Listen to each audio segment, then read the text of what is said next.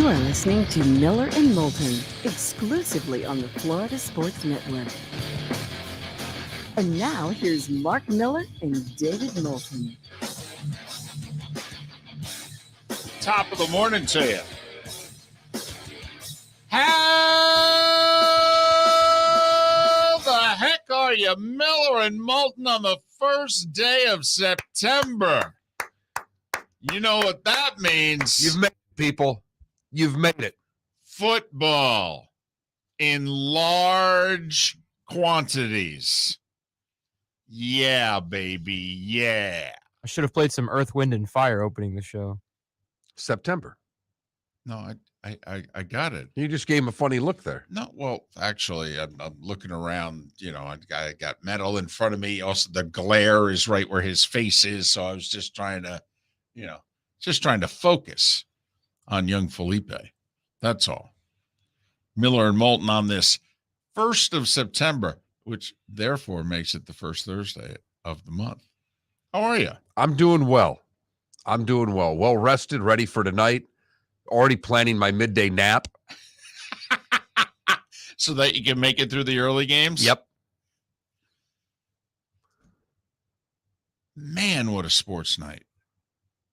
I mean, just a Wednesday in August. That's all it was. Just a Wednesday in August. You know there are people that don't like sports? There are a lot of people that don't like sports. I know.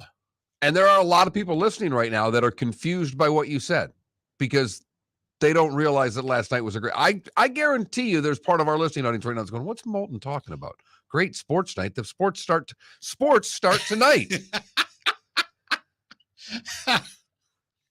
I know for many of you, last night was just a period of time that needed to, lapse in order for you to get to the real meat on the plate. I get it. But, there are other things out there. I mean, you don't have to be a tennis fan, all right, to have taken in that match last night and gotten into, we love greatness. We do, especially you and I. It's one of the first things that we bonded over 20 plus years ago. All right. We love greatness, even if they beat our team. Yes, we love greatness. And, Serena's great and arguably the greatest. And her career's over here at any minute. But it wasn't last night. It was interesting last night how you can change someone. So the wife and I are watching Serena. Uh-huh. And my wife's into tennis, always has been. So it's easy to put this on. And she was all in. In fact, she came home from work and said, Serena's on tonight. I'm like, ooh, look at there. There we go. All right. There we go. And the daughter it's about bedtime, between 7 and 8 when we put the daughter to bed. And so the daughter had a couple of choices. Go to bed, stay up and watch some tennis. Tennis is boring. Okay. All right. You want to know how well, and I think I deserve a little credit for this. I said, do you know who doesn't think tennis is boring? Tiger Woods, because he's right there watching Serena. It was all over then. If Tiger was there, this is important, damn it. Now, that's spectacular. She's 8. What in the world has Tiger done for her? If you think about it, I mean, does she remember? Does she recall his Masters win from 3 years ago? Yeah, a little bit. Okay. A little bit. And her grandmother loves everything that Tiger does. That is true. So you get a little bit of that. And this latest comeback, trust me, I've gone home to turn on Tiger whenever he plays. So she's been osmosis. She's been given a little rundown of the greatness of one Tiger Woods. And when Tiger Woods is watching Serena play, that registered to my daughter, well, if he thinks it's a big deal, then I should think it's a big deal. Well, Serena has credited him with basically the reason why she's playing these matches, that she is making it sound as if in March and April she was ready to say, you know what, I played my last match. And she had to talk with Tiger. And Tiger said, come on, you can do this. We can do this. And so she's giving him some credit, saying, okay, all right. So he was into it last night. He was all into it. He really was. I mean, you thought he was making putts down the stretch against Bob May and the PGA last night, the way he was reacting. It's one thing for a little golf clap, but when the bicep is flexed on the fist pump there. Totally. In fact, the big wind up, uppercut, which turns into a fist bump, should that be the new logo of the PGA Tour? I mean, especially with everything that's gone down here in the last few weeks, in which he apparently now is the PGA Tour, even though he'll never play on it again. But, so you might as well just change their logo, if you know what I mean. You might as well make it the fist pump. Would be a good logo. It'd be a great one, and everybody would know who it is. And in theory, he's going to live another 30, 40 years, so that could be your logo. I mean, Jerry West hasn't played in 50 years. He's still their logo. I mean, you could make Tiger now the logo. It's a really good idea. I mean, I don't know if there's a way. I'm sure there is, and I'm awful with art and graphics and all that. It would just be the fist pump. It would, we don't need a... so you don't need like the wind up to go with it. You don't need like the trail, if you know what I mean. Because you might be able to pull the trail. Right. Because he starts, where the uppercut starts, and then, do you somehow, do the full swing, if you know what I mean. Gotcha. Maybe with the trail, you get the club in the background, the putter. No club. No club needed. Nope. Don't want it to get in the way. It would have been great if it was replacing Jack with the lead, with the left hand leading the putter in. It is something that Arnie or Jack was never the logo of the PGA Tour, when you think about it. But the NBA is the only one that has a player. No, it's not something, actually. It's amazing. I'll flip it the other way. It's amazing that the NBA chose to have a player, an actual player in the league as their logo. Okay. Of all the great players, they chose him. Mm-hmm. That's amazing. Okay. I see where you're going there. But I mean, the PGA Tour, they used a swing. And a lot of people, and I don't know if they modeled it after one guy. I know, 40 plus years ago, they thought the swing looked a lot like Tom Pertzer, who had a fine career, but wasn't a great player, but had a great swing. And so, it's just thought like when the LPGA, I don't know, 10, 12 years ago when they redid their logo, I mean, it was clearly Michelle Wee. It was clear what they were going for. Her at the time before the injuries, it was that long, fluid, beautiful swing. That was their logo, and it's still their logo. God, were we wrong on that one? Well, everybody was. Everybody was. I mean, what we would have put the over-under for wins at, I think she ended up with either like 4 or 6, something like that.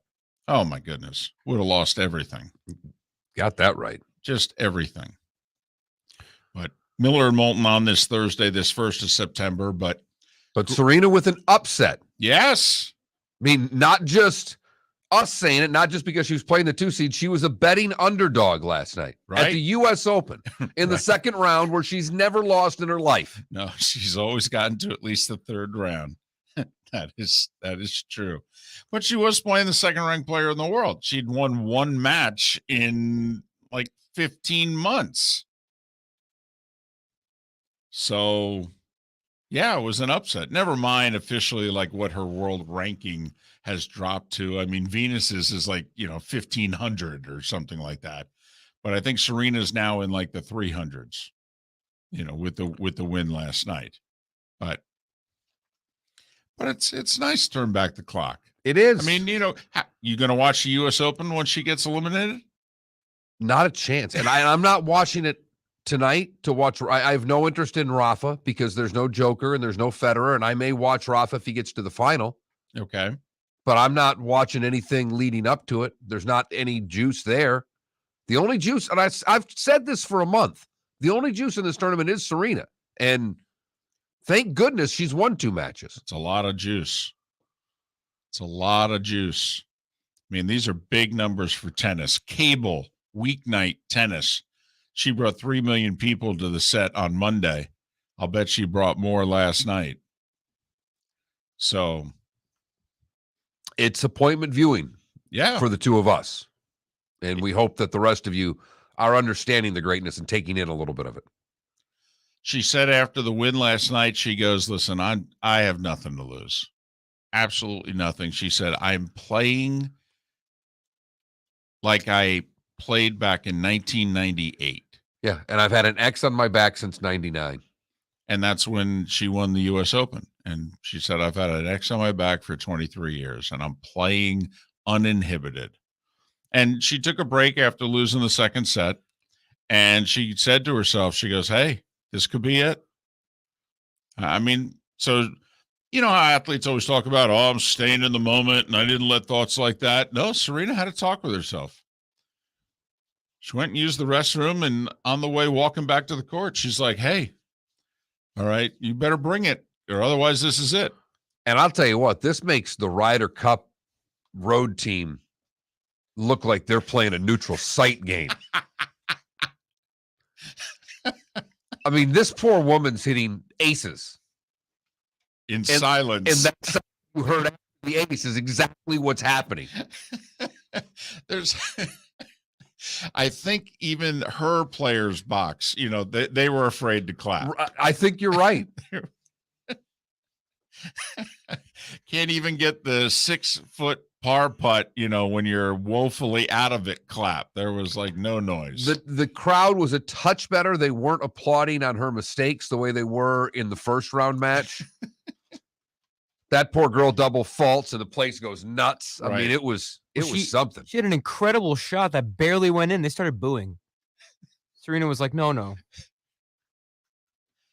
So, hey, that's what the crowd came for. Connors had this behind him. We remember 30 years ago, and all of a sudden that run happened, and he played a guy, Paul Harhus, I think it was, in the quarterfinals, and man, that night match at the U.S. Open, and they were all over him. New Yorkers have never had a problem letting you know who they're rooting for. No. That's not a cheap ticket either. No, it's not. No sense holding back. Miller and Moulton. We have a great show lined up for you today, so why don't you stick around? First Thursday of the month, by the way, Miller and Moulton. Golfers, are you bored of the same old driving range warm-up routine that's not getting you the results that you want on the course? Power up your golf swing by adding resistance bands to your range sessions with the Orange Whip Golf's Power Strap Kit. Featuring band attachments to your feet and hips, Power Strap resistance training will boost club head speed, increase power, improve flexibility, all with just a few swings. Buy a Power Strap Kit today. Go to orangewhipgolf.com and use code Miller10 to receive an additional 10% off the already great price of $119. Mark Miller for SWFL Golf Carts or online, flgolfcarts.com. If you're looking for a golf cart, an e-bike, or an e-motorcycle, go visit Alex and the gang at SWFL Golf Carts. flgolfcarts.com online. Check out their whole inventory. If you're looking for a custom cart, they can take care of you. 2-seater, 4-seater, 6-seater, they've got you covered.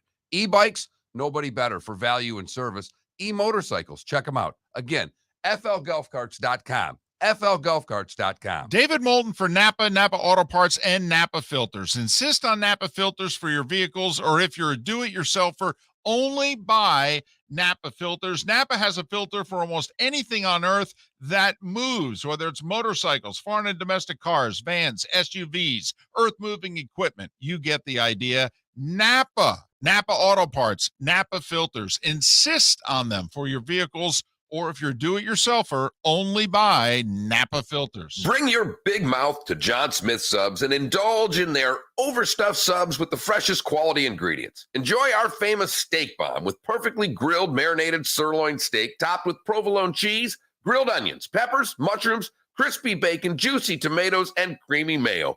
Boom! Made-to-order crispy fries can be paired with the Gator, the Cuban, the chicken bomb, or the Italian. Love local. Eat delicious with John Smith Subs. Find a John Smith Subs location near you today. You are listening to Miller and Moulton on the Florida Sports Network. Always been. So somebody called me last night and said, I will put it in by hand for you. And she's like a supervisor. And I'm like, really? And she's like, hey, I have to. And there's been some guy we've been working through, and she goes, yeah, he's useless. But so last night I sat down and I did my travel for the year, and I'm going to submit it to her. And she goes, if you could do that, that'd be great. And we need to be prepared for cancellations and all that. And I said, I'm flying in on Sunday. I'm flying out on Tuesday. I go, if it takes all day, it takes all day. So.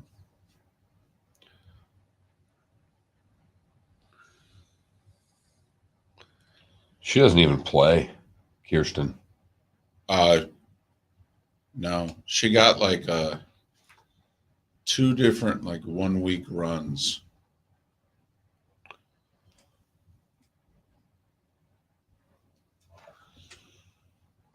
But no, she didn't. I don't think she played in this game either. Well, they were trailing for most of it.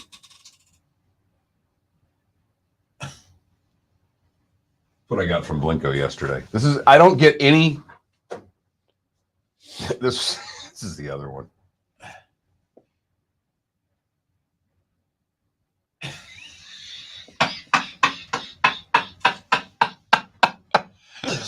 Just about 3 times a week, I'll get something. That's what. No words, funny. Never anything. Just one of those.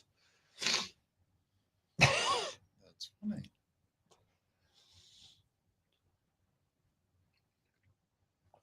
I saw Dave Dorsey yesterday. He had no clue who I was.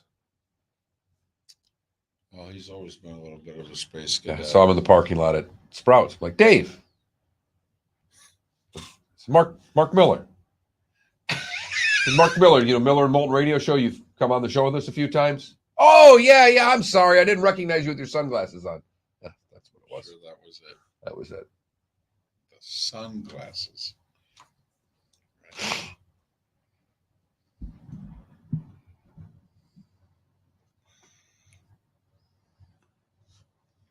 Poll question.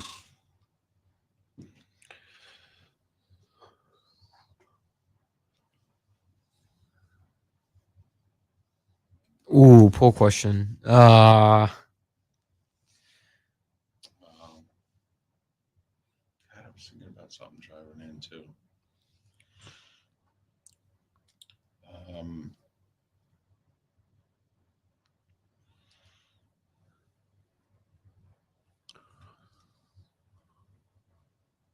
Who should be the logo of the NFL? I don't know.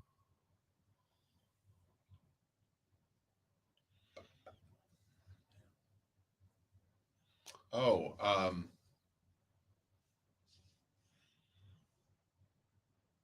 don't know if you want to use this today or tomorrow, but both Gators and Knowles are 3-point dogs. Okay, better chance of an upset. Florida State, both, neither. But I like that. Of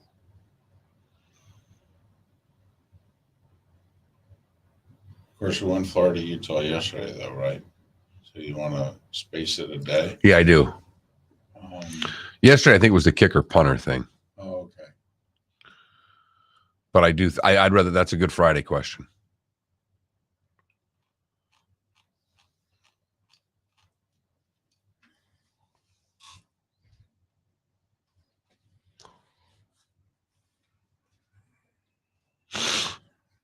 Wancho wants us to go favorite game day snack.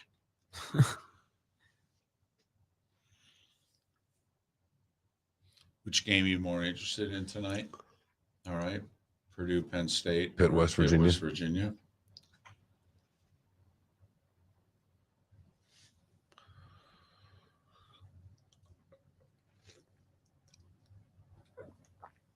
Did the Braves have Kenley Jensen last year? No, he's been a Dodger's whole career that's until right. this year. Yeah. That was a big pick.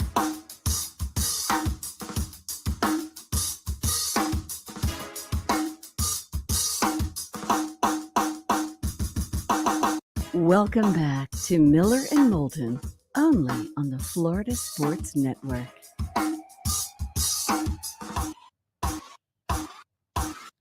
"21 minutes past the hour, top of the morning to you on this September 1st. It feels like football, doesn't it? September 1st. It sounds like football. When I walk outside, it doesn't necessarily feel like football. I mean, we've been doing magic numbers. We only got one left. Unless you want to count the first number, 0. Week 1 of the college football season begins tonight. The 5-day extravaganza. And we're a week away from the Bills and the Rams. Have you used extravaganza for anything else other than this 5-day football thing? I don't think I've used it for anything in my life. I just thought that perhaps because you've enjoyed saying the word so much that it is crept into your vernacular. And now every once in a while when you're talking to the wife, hey, tonight we're going to have a taco extravaganza. And at what point she picked up something and threw it at you. I am going to have to find something else in my life after Labor Day, after the extravaganza is over. I am going to have to. I think you need to mix it with the whole family, with the grandkid and everything, because I think you could really annoy the daughter with this. Miller and Moulton on this Thursday. We think we've got a good show lined up for you. Matt Cannatta, Pro Football Network. Roy Cummings, talk a little Bucs. JP Shadrick will join us in a couple hours from West Lafayette, Indiana. He's calling one of the bigger games of the night. The Buck Bowl. The Joe Buck game. Yes, the Buck Bowl tonight. For those that don't know, when Joe Buck asked Fox, hey, can I leave a year early? I'm not going to renew my contract when it's up. Can I leave now? They said, sure. And then at the last minute, they said, well, it's kind of a bad precedent. How about if we make a trade? Remember Al Michaels was traded for a cartoon character. Right. When he went from ABC to NBC. NBC owned a Disney cartoon from the 40s or something like that they never used and basically traded that back for Al. So Al was traded for a cartoon character. Joe Buck ended up getting traded for a college football game. And the former IU student got traded for a Purdue-Penn State game. So a little bit of irony there. I will say, you know what extravaganza, I just thought of it, replaced in my life? Miguel Angel Jimenez. I haven't been able to talk about the mechanic much in the last couple of years. And so that's where I feel it originated with Miguel. And now I'm just looking. So Miguel Angel Jimenez, the extravaganza. Felipe, during the break, we were talking about poll questions, and he just threw out there who should be the NFL logo. Huh. And the NFL NFL logo. Because I'm thinking, do you have a quarterback in a it has to be motion, a quarterback. or do you have, I don't know, Walter Payton stiff-arming someone? And that would have been the logo if they would have done it in the 70s or the 80s when everybody ran the football. You're right. Earl Campbell trucking someone. But today it would have to be a quarterback. And it would have to probably be the guy that plays in Tampa. All right. How about this? Would you go Dwight Clark's catch?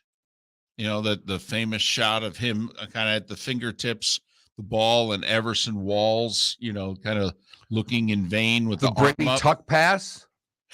You could have the logo be Charles Woodson sacking Brady. That play did start a dynasty. You're damn right it did. Franco catching the ball while it's on the ground. It's interesting. All right. Yes. Bent over there. The shoelaces, right, with the catch. Odell's catch. It's actually not bad. All right. was hellacious. But they would probably go Tyree before they would go Oh, Odell. with the ball stuck Boy, to the that'd helmet. be a hell of a look there. One arm, ball to the head, eyes wide open. So, but it was just a thought about, if you're just joining us, last segment we kind of threw out there Tiger, who was in attendance, rooting in a big way for Serena, and he was giving it very much the big Tiger windmill uppercut, thrusts of approval with some big points. And we're wondering, shouldn't they change the PGA Tour logo to have it be Tiger with the big windmill, fist uppercut, celebration, which goes all the way back to when he won the Masters as a 21-year-old. He makes that 4.5 footer to set the scoring record and gives it the big winding uppercut. And quite a few of those over the years. So I don't know if we'd change the, they obviously wouldn't do it. They would never do it. But if they Right. were to, it just, if they were to go the NBA model, Right. who would it be? Well, it is football, so you could put Justin Tucker kicking it. I kid. If you're baseball, is there one player, one Yes. image? Henry Aaron. But what would be the snapshot, if you know what I mean? The swing. The ball on the bat. You think so? Think people would know it? That they'd see it and they'd recognize it? Don't know if that swing is that right. Like, I actually think juniors would be more recognizable It's because prettier. it's such a beautiful swing. Yes, it is. Or yes, it was. But it is true. It's difficult to have those silhouettes, those moments in which if you show it, that everybody's going to immediately recognize what it is and feel that it's incredibly special. But a Tiger fist pump, everybody would know. 50 years from now, everybody would know. Yes, they would. Johnny Mack in the Twitch chat says Mason Rudolph's helmet on backwards. Right. Aaron Donald swinging 2 of them at the Right. scrimmage. Right. So Miller and Moulton on this Thursday. So now I don't think it's jumped the shark at all, but now there's some Twitter backlash about the whole Timmy Trumpet Mets introduction for Diaz, their closer, when he comes into the game. It's just, God forbid we enjoy ourselves for a couple of weeks. We think something is nice and fun and playful. The backlash has already started. Because he showed up at the games? Well, Because they did the live version of it? he showed up Tuesday night. The Dodgers won. Diaz didn't get into the game. He came back last night. Mets have a 2-1 lead going to the 9th. So Timmy Trumpet did it live.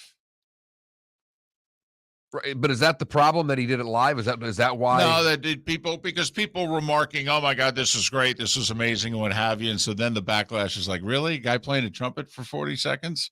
This is like the greatest thing going on? It's fun. It I is. wouldn't call it the greatest thing going on, but it's fun. And that's what sports at their essence are supposed to be. It's supposed to be an escape for us. It's supposed to be a time when we can let all the rest of the crap, as Tom Brady so eloquently put, that's going on in our lives, escape and watch a little whatever it is that we watch. Listen, it must be pretty cool because the Mets don't go to commercial. They have given up 90 seconds of commercial inventory minimum to show Diaz's intro into the game. They don't go to break now in between the bottom of the 8th and the top of the 9th in home games. They're giving it. I'm not joking. They're giving up 7 figures. That's historic. Okay. Because they don't want to miss this. Yeah, the call to the bullpen got more expensive. That's all I know. That live read right before the You're trumpets. damn right. Miller and Moulton. The starting 5 is next. It was a terrific sports night. More that went on than you could even imagine. We will lay it out for you next. Miller and Moulton, the Florida Sports Network. Bring your big mouth to John Smith Subs and indulge in their overstuffed subs with the freshest quality ingredients. Enjoy our famous steak bomb with perfectly grilled marinated sirloin steak topped with provolone cheese, grilled onions, peppers, mushrooms, crispy bacon, juicy tomatoes, and creamy mayo. Boom! Made-to-order crispy fries can be paired with the Gator, the Cuban, the Chicken Bomb, or the Italian. Love local. Eat delicious with John Smith Subs. Find a John Smith Subs location near you today. David Moulton for Napa, Napa Auto Parts, and Napa Filters. Insist on Napa filters for your vehicles, or if you're a do-it-yourselfer, only buy Napa filters. Napa has a filter for almost anything on earth that moves, whether it's motorcycles, foreign and domestic cars, vans, SUVs, earth-moving equipment. You get the idea. Napa Auto Parts, Napa filters. Insist on them for your vehicles, or if you're do-it-yourselfer, only buy Napa filters. Miller and Moulton here for the Clutch Vodka Play of the Day. Mark, remember Nick Charles, Fred Hickman, the CNN Play of the Day? Yeah, CNN did a nightly sports show. That was a while ago. Yes, it was. Just work with me. Everyone liked the pod, the Play of the Day. So how about we have the Clutch Vodka Play of the Day? Sounds good. Fun. Smooth. Like Clutch Vodka. Listen weekday mornings for the Clutch Vodka Play of the Day. That's Clutch with a K. Golfers, are you bored of the same old driving range warm-up routine that's not getting you the results that you want on the course? Power up your golf swing by adding resistance bands to your range sessions with the Orange Whip Golf's Power Strap Kit. Featuring band attachments to your feet and hips, Power Strap resistance training will boost club head speed, increase power, improve flexibility, all with just a few swings. Buy a Power Strap Kit today. Go to orangewhipgolf.com and use code Miller10 to receive an additional 10% off the already great price of $119. You were listening to Miller and Moulton on the Florida Sports Network.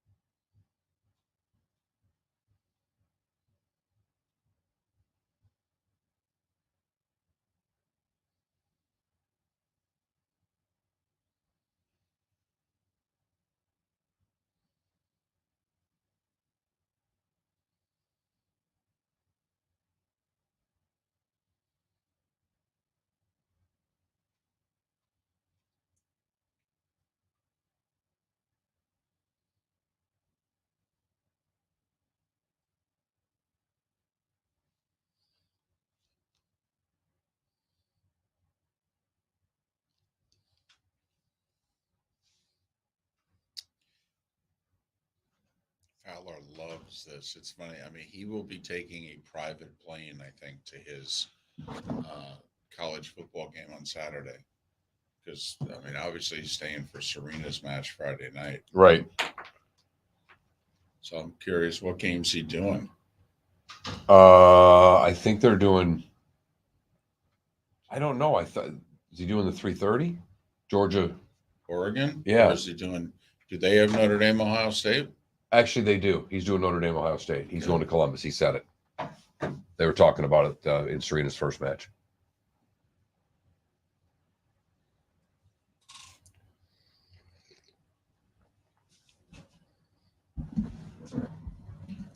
You think they'd ever bring out Metallica and Enter Sandman for Mariano? What? For who? Serena? No, Mariano Rivera. What? You know how his walkout song was Enter Sandman? Yeah. Right. But Would they ever bring out Metallica to perform Enter Sandman live? No. what? Who was it one time for Trevor Hoffman?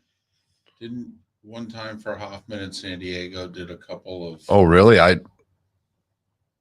And Steve Perry's a huge San Francisco Giants fan. And when they were rattling off those 3 World Series in 10, 12, and 14, Steve Perry actually like performed for like during a commercial break or two. Okay, from the stands.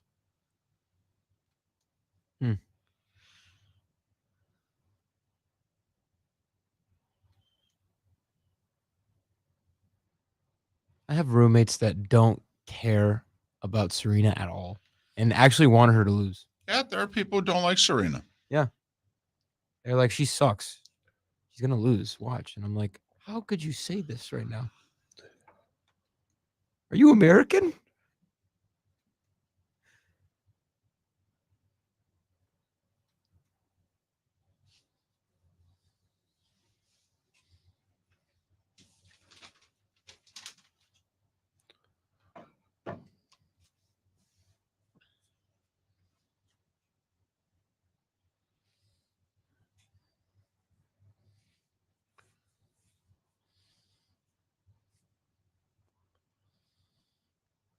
It is funny, Jimmy. I was thinking the same thing. You could have Barry Sanders running a football, and a lot of people might figure that one out with a logo. Barry just tossing it back to the ref. I like it. See, I'm trying to think, is there a Jim Brown, silhouette that people would recognize? What about And sunny, that it's 55 in Saginaw. That it's about the one time a year I'm a little jealous of your weather. When it's September and October here and it's still blazing hot, I miss my northern weather. That's it. I miss fall. Saquon hurdling someone? No. It has to be an iconic player. Obviously. Then why do you keep mentioning players who aren't? Because it's a cool, You did the spectacle.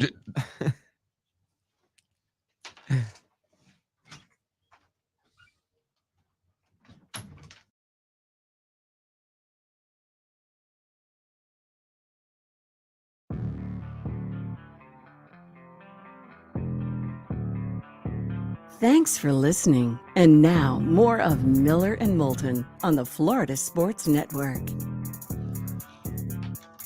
22 minutes before the hour, Miller and Moulton, Florida Sports Network, floridasportsnetwork.com. Matt Cannatta from Pro Football Network. 1 hour from now, Roy Cummings at the top of the 8 o'clock hour. JP Shadrick live from West Lafayette, Indiana. He's calling Purdue and Penn State tonight. He's also part of the Jags radio network, so we'll do a little college, little pro football with JP in 2 hours. Mark, I don't know if you're aware, it's September 1st. It's football season. Yes, it is. Yeah, it'll be about a high of 95 today and humidity to match. That great football weather we get in September here in Florida. We do football a little differently than most anywhere else. That is for sure. It is time now for The Starting Five. 5 stories you need to know. It's the Starting Five on Miller and Moulton. Here's number 1. Serena.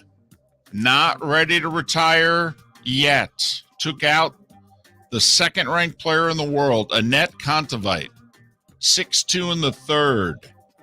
As she said afterwards, I'm playing with nothing to lose, so there's a little left in me.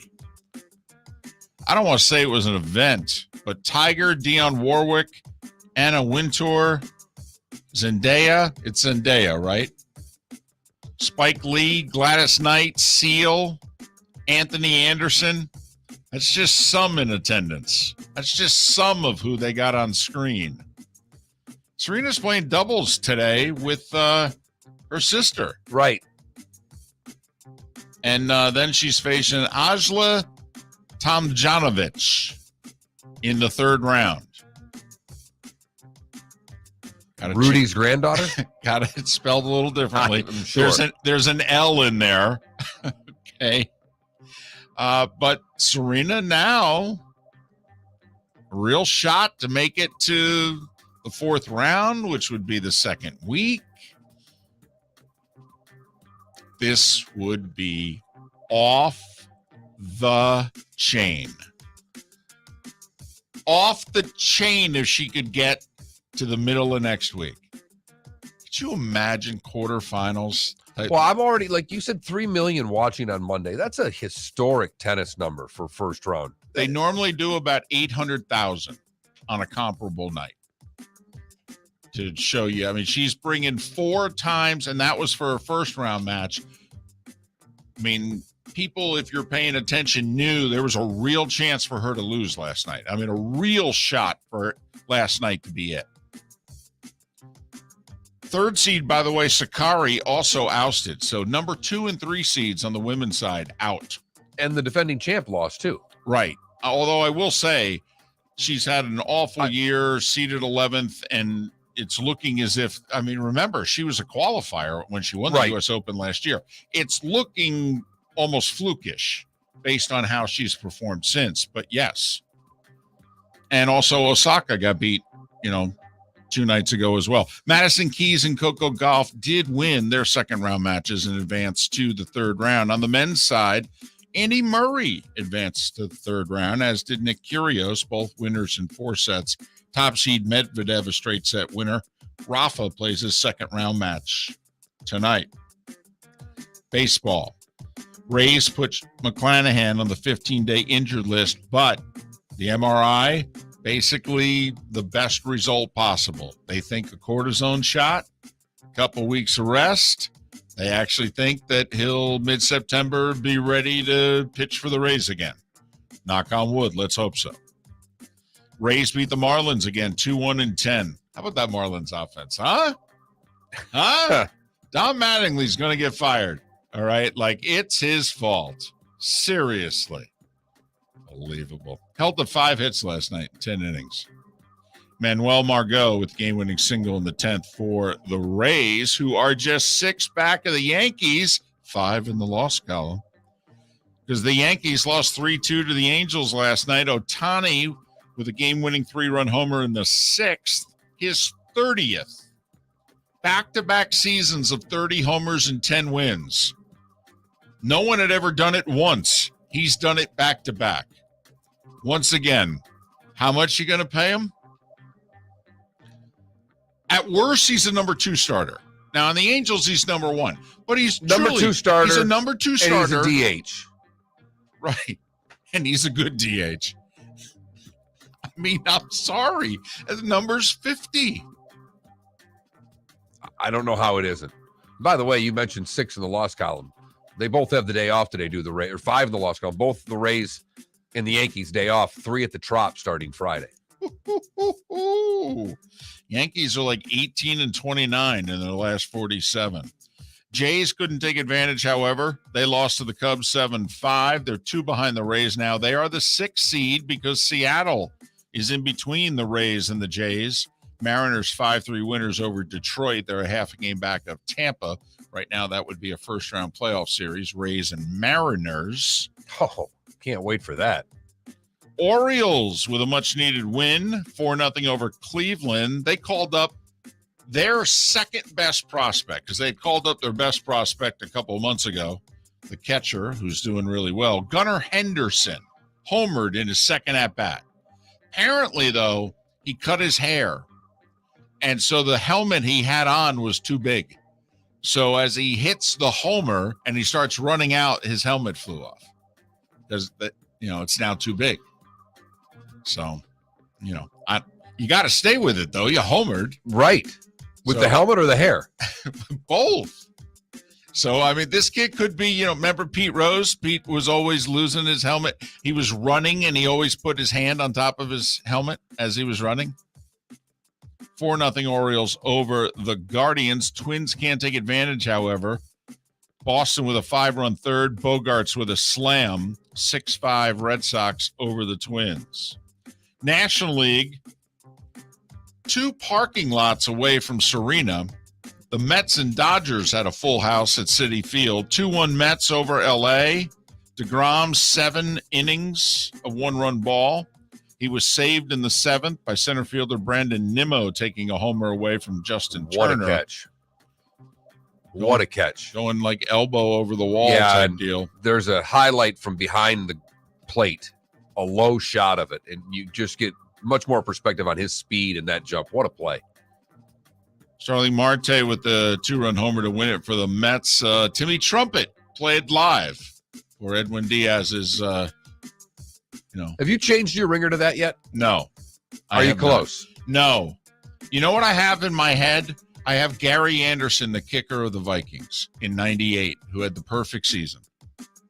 Didn't miss a single kick all year, all regular season and in the divisional round of the playoffs and in the NFC Championship game up until he lined up a 39-yard field goal that would have given the Vikings a 10-point lead with 3 minutes to go and guaranteed them their spot in the Super Bowl. And he missed the kick. And that's what I am envisioning with Diaz. Okay. Boy, it's great to see how positive you are about your team. I mean, that you really think this through and get to the end game and win. Oh, no. No, absolutely. I'm a Mets fan. I'm not a Yankees fan. If I was a Yankees fan, yes, I'd be. You'd hit the doorbell. That's what you would hear. Okay, you call me. That's what you would hear. My car horn would be Timmy Trumpets. Okay, if you're a Yankee fan, you think of winning and winning only. If you're a Mets fan, no. Come on, you all know who you are. You know who you root for. Hey, all you Red Sox fans, before 2004, okay, you'd think like me. Now, you go, come on, Moulton. Be positive. Yeah, like you guys were positive. We had to live with you. PVO, David. PVO around here. Braves stay 3 back of the Mets with a 3-2 win over Colorado. Phillies kind of angry at Arizona that they scored those 22 consecutive runs over 2 days. So they beat them last night 18-2. Cardinals 5-3 over the Reds in 13. So the Brewers don't gain any ground, even though they beat the Pirates 5-3. And Milwaukee remains 2.5 back of San Diego. Give the Padres credit. They went into San Francisco and effectively ended the Giants' season by sweeping the 3-game series, 5-4 the final, all 3 games decided by 1 run. La Russa's going to miss significant time here. He's been told that, you're not managing anytime soon. 77-year-old, and he's got health concerns. Yeah, I actually think it's probably the end of his managerial career. White Sox doubled up the Royals 4-2. They need to get on a run here to get back in it. Washington 5-1 over Oakland. Houston 5-3 over Texas. Astros lead in the West is 11.5. NFL. Bunch of maneuvering yesterday. Bears, by the way, were the team that ended up claiming Alex Leatherwood, or at least they were the highest up, because 12 teams could claim them. They just go by team with the worst record last year. The Bills signed former Broncos punter Sam Martin, and he's a very good punter, by the way, and so that, the whole Matariza civil suit, and they cut him, and so they replaced him with Sam Martin. Sony Michel ends up with the LA Chargers. O.J. Howard ends up with the Bengals. And the Eagles, you remember when they passed on Justin Jefferson? They drafted Jalen Reagor. Yeah. Right. I do remember that. And the Vikings were picking right after the Eagles. And there was video of their draft room. And Zimmer and Rick Spielman both went nuts in excitement. Couldn't believe that the Eagles took Jalen Reagor instead of Justin Jefferson. Mm-hmm. Eagles fans couldn't believe it either. No, they could not. So the irony of ironies yesterday, who trades for Jalen Reagor? The Vikings. So now they have both Reagor and Jefferson. The city of Philly is celebrating the departure of Jalen Reagor. Yes, they are. And here's what they are celebrating. Remember, they gave up the 5th and 6th round pick to New Orleans for the safety. Chauncey Gardner-Johnson. Right. They traded away Jalen Reagor, who was a huge disappointment. They're getting either a 4th and a 7th or a 5th and a 7th. So there's a strong likelihood that they got equal or better value for Jalen Reagor than they gave up for Chauncey Gardner-Johnson.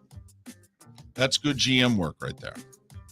There was a special race at North Wilkesboro in North Carolina last night. There was a late model race, packed racetrack at North Wilkesboro, which has been rehabilitated. And Dale Earnhardt Jr. is largely responsible for it. And he drove the 3-car last night in the race and finished 3rd.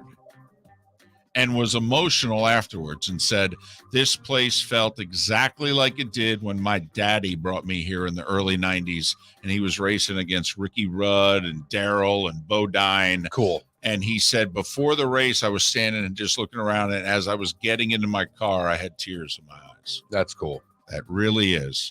Would be something. I mean, late models, big step to go from late models to, NASCAR again, but there's North Wilkesboro back on the racing map last night. And if you're into racing, that is a good thing. Davidson retired Steph Curry's number 30 last night. Can't do it during the season. He's kind of busy. But, they retired his number 30 last night. And I think he just graduated too. Yes. And that's kind of the thing also, that you need to graduate. So they waited. And his coach, of course, Bob McKillop, just recently retired. So an emotional night for Steph Curry. College football, week 1, officially getting underway tonight. We all know that. You know what may happen tomorrow? Yeah, they may expand this playoff from 4 to 12 teams. Oh, no, wait, there's more. 12 teams beginning in 2026 seems to be a sure deal. You know what they may actually do tomorrow? When all the conference commissioners and Jack Swarbrick get together, they may actually start this 12-team playoff in 2 years, in 2024. How about that? Not that, the sport's changing quickly or anything. I mean, USC, UCLA to the Big Ten. Oh, yeah, we may do a playoff. Oh, really? Yeah, 12 teams. When? 2 years from now. Oh, okay. Gotcha. The Fox Conference versus the ESPN Conference for all the marbles in college football. And Gary Player, who is a Golf Saudi ambassador, rips Cam Smith and LIV Golf on BBC yesterday. We will read you some of his quotes coming up next hour. 86-year-old Gary Player, getting the money in one hand, slapping them in the face with the other. Fascinating. It really is. Can't touch him. He's an icon. All right. You just have to shake your head and go, nah, old guy. Got to live with it. I'll tell you what, though. It's got to live with it. But see what I did there? Live with it? Yeah, I see exactly what you did with it. But these statements are damning. And Gary Player's, he may be an old guy, but sharp as a tack. Mm-hmm. Also very different than what he was saying at the Masters, when he was basically saying the PGA Tour needs to lighten up. Miller and Moulton. Hey, thanks for being with us here on the Florida Sports Network. Mark Miller for SWFL Golf Carts, or online, flgolfcarts.com. If you're looking for a golf cart, an e-bike, or an e-motorcycle, go visit Alex and the gang at SWFL Golf Carts. flgolfcarts.com online.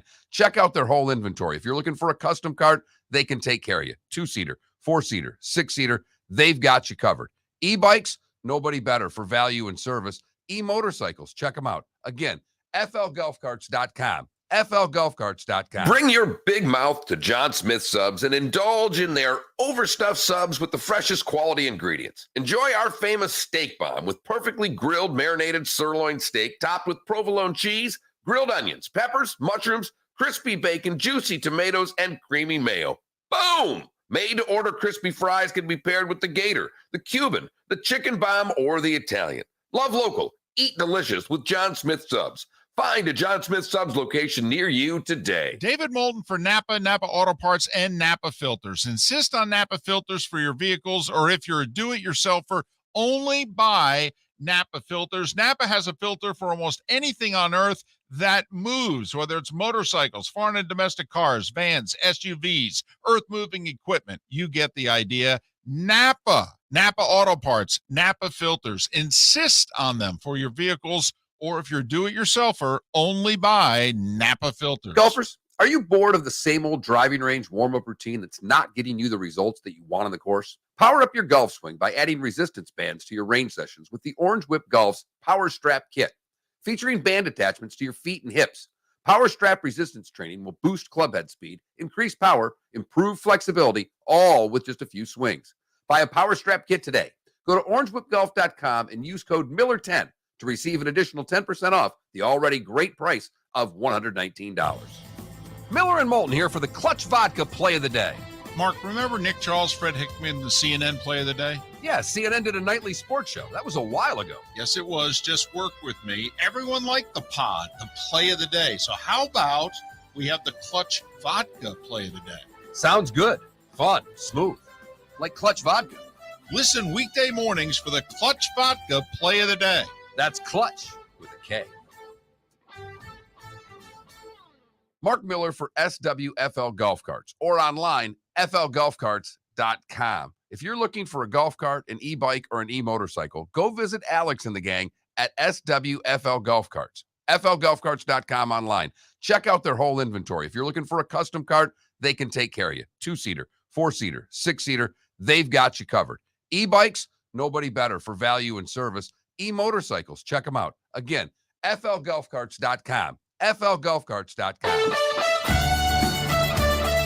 You were listening to Miller and Moulton on the Florida Sports Network.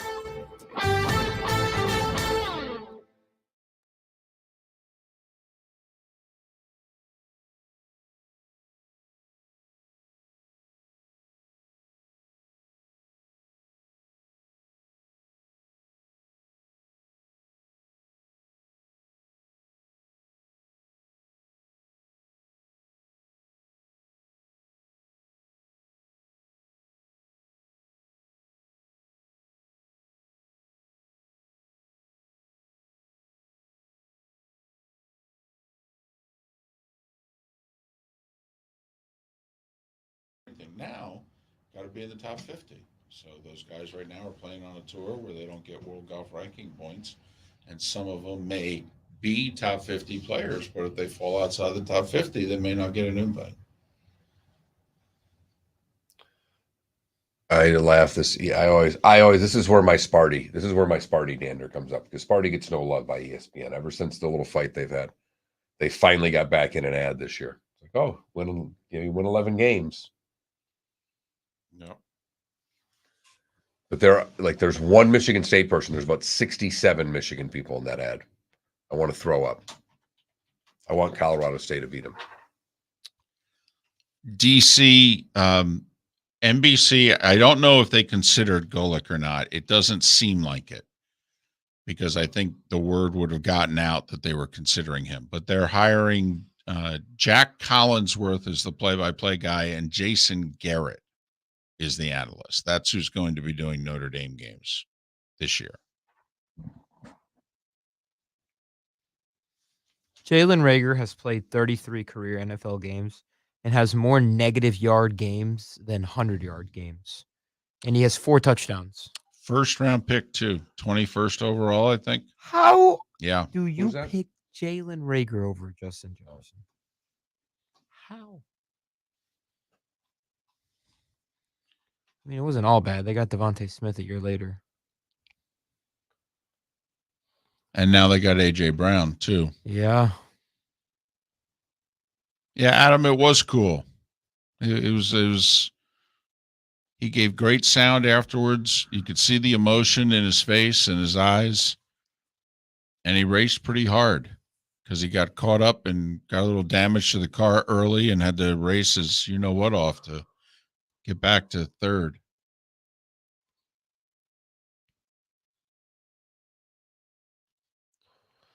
Any other names show up for this, or was he the only one? I think he was the only one. Don't quote me. He was the only, like the other drivers whose names I saw that were in the top 5 and what have you, No they idea. were all like Right. part of that series. Right.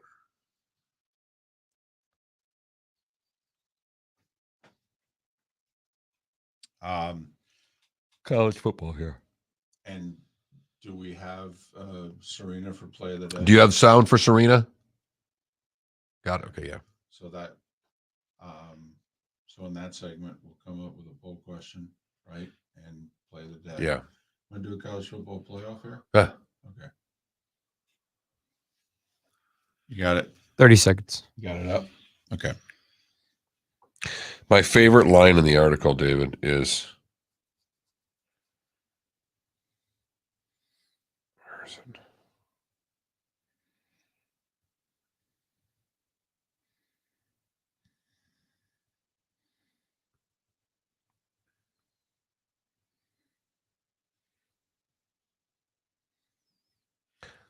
The management committee is responsible for hashing out a format for the college football playoff. The presidents have the final say.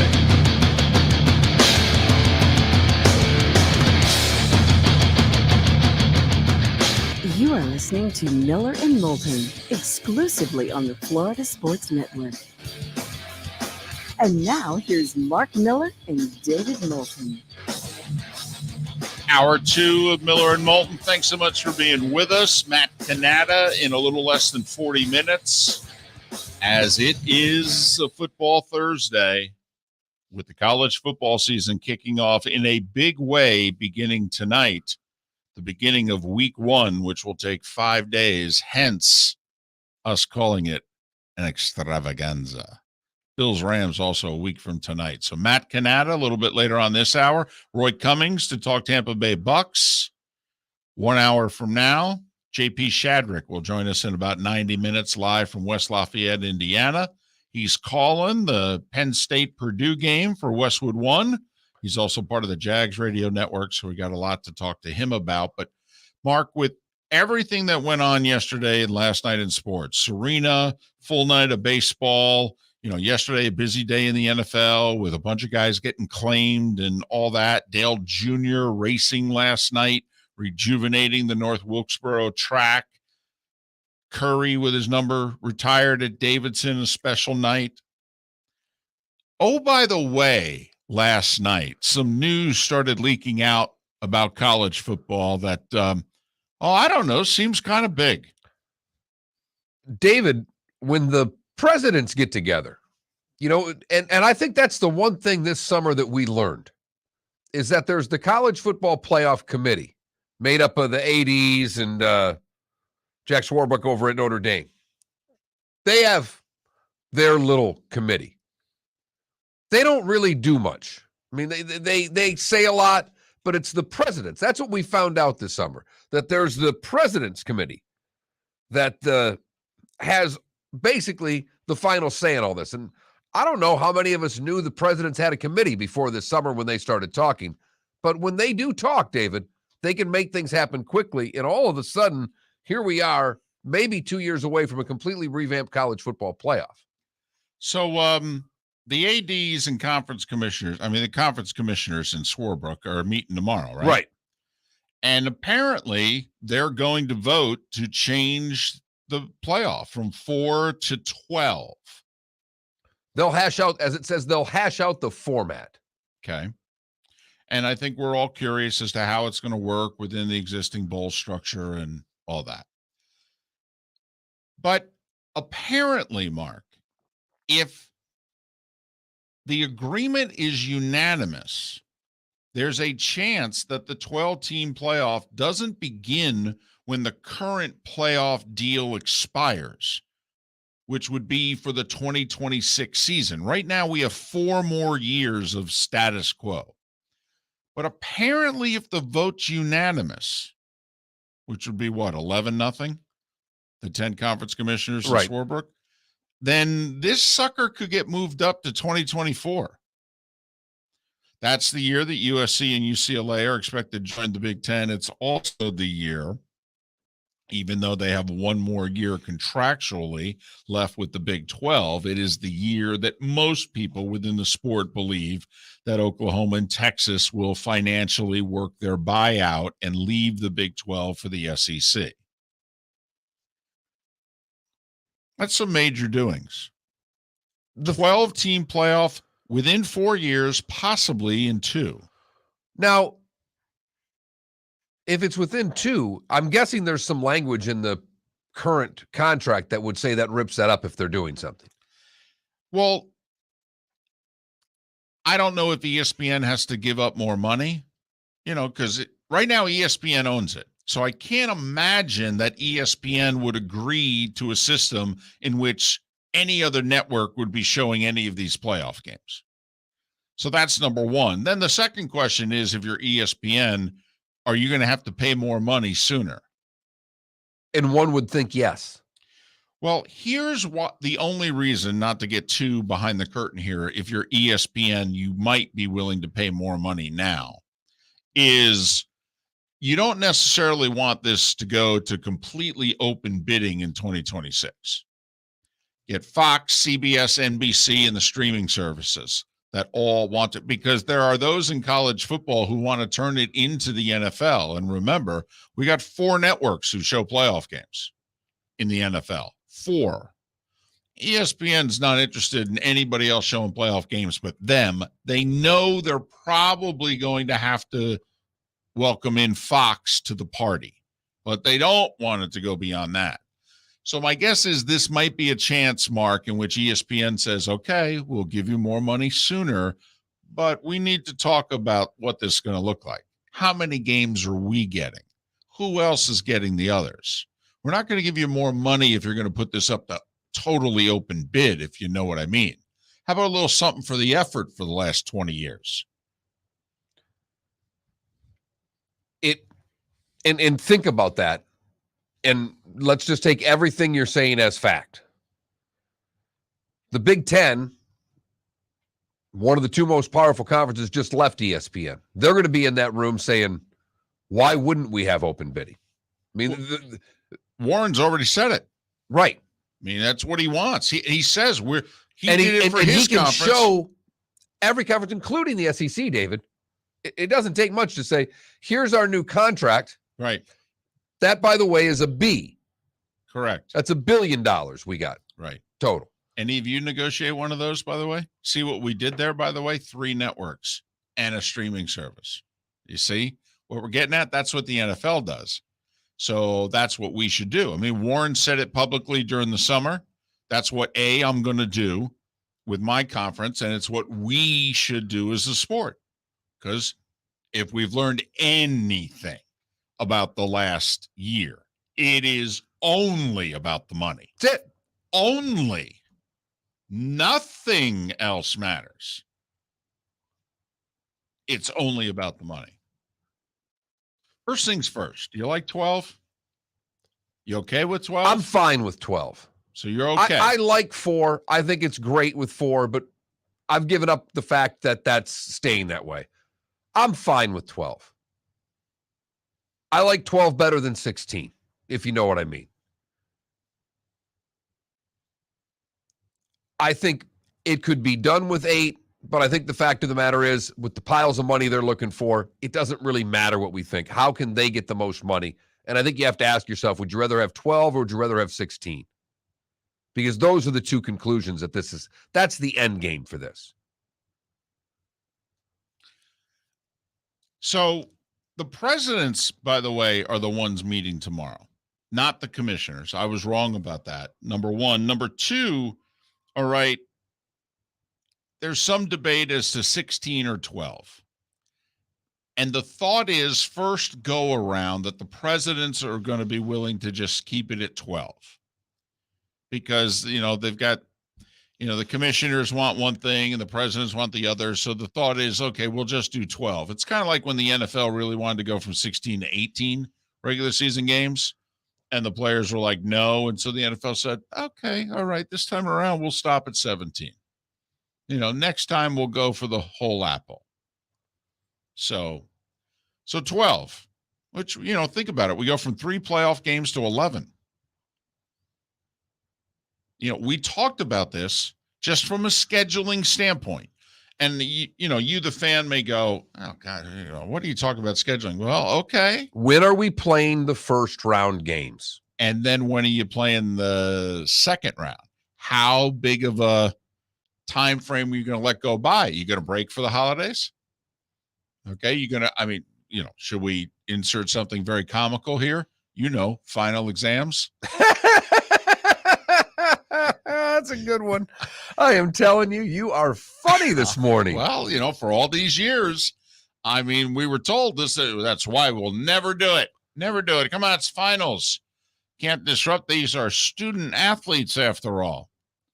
That's, by the way, about a half a notch away from a banana. It was. It was. But I reined it in. So, again, how big of a gap are you giving them? Because you got to figure first round is going to be Army-Navy's weekend. That is no longer a standalone And that'll be a full weekend of college football. We'll have the conference championship games. In theory, how many of these teams are even going to be playing the next week? Some, but not all.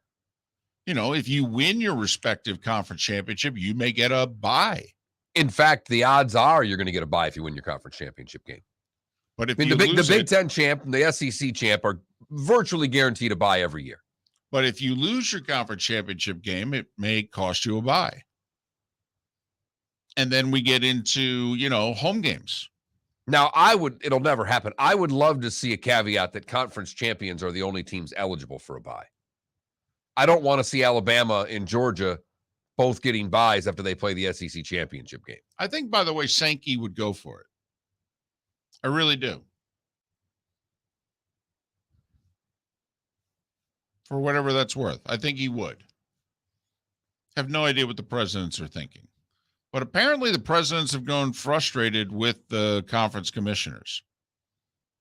Apparently the presidents feel they have, unanimity. That, we agree on this. And we're prepared to vote unanimously. Just think about that for a minute. It's not the ADs. Right. Not the conference commissioners. It's the university presidents. Right. That are looking at the pile of money going, how do we resist? And they can't. No. So we're going to 12, it looks like. And now the only question is, are we doing it in 2 years, or is that just a little too rushed? And we're going to have to wait 4. I'm going to bet on that we have to wait 4. I'm going to bet that they're convinced by Warren and others, let ESPN have the rest of their time. Right. We'll get more money. And they if will. we wait. And they will. And they will. I mean, think about it. You got networks like CBS and NBC, Fox too, but Fox actually had the national championship game. When Florida beat Ohio State, they beat them on Fox. So Fox actually had the championship game a few times in the 2000s. But it's a chance for other networks to get their hands on the title game, in which they've never had. And you know what the number is. Even in a bad year, you can pretty much guarantee what your audience is. So pretty big news that came out last night in college football. Votes taking place tomorrow. At least they're wasting a lot of time.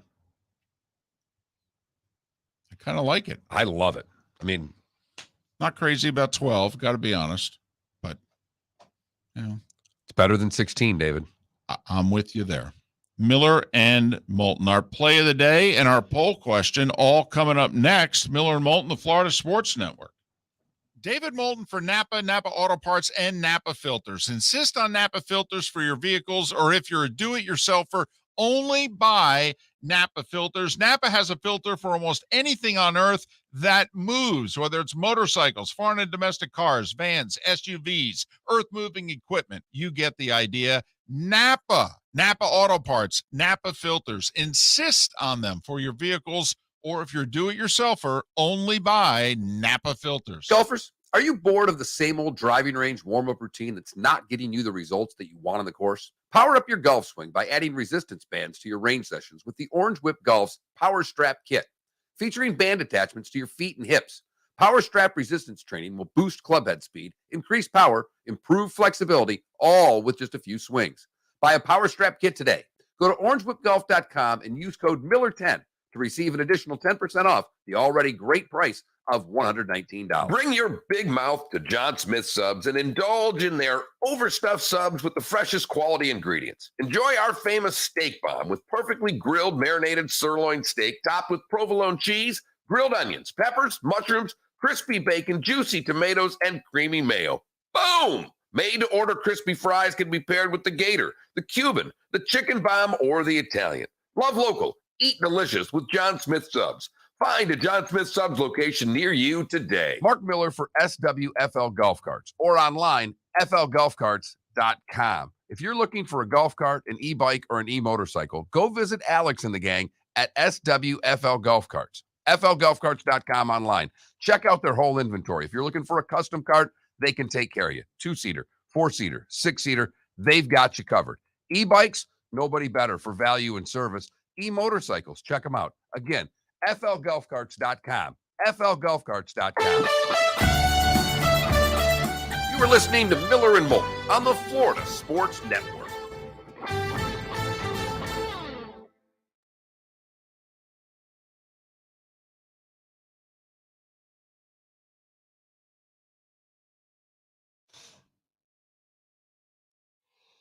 Oh, golly.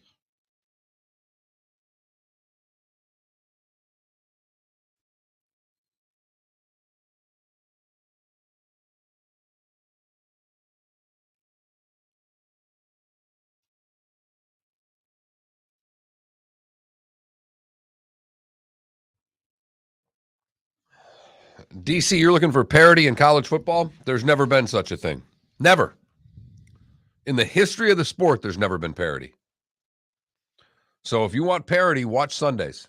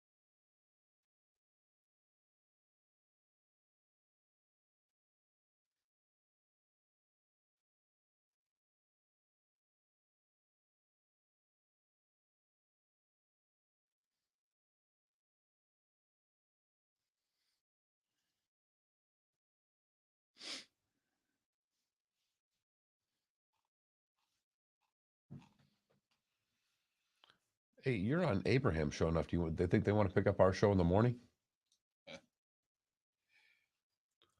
In northern Alabama. What are they running on there? They're running the ESPN show in the morning? Yeah, We'd be a better play. yeah, I don't know. I'll have to look into that, whether they do or not, because they run Feinbaum. I know that. Right.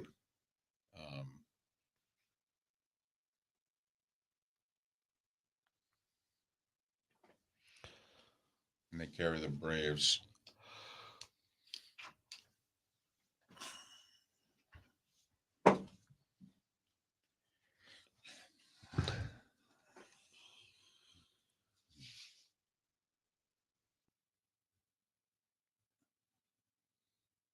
That's funny, Hops. That's a funny That's line. a really good line, Hops. Nope. That's good. I even find that amusing.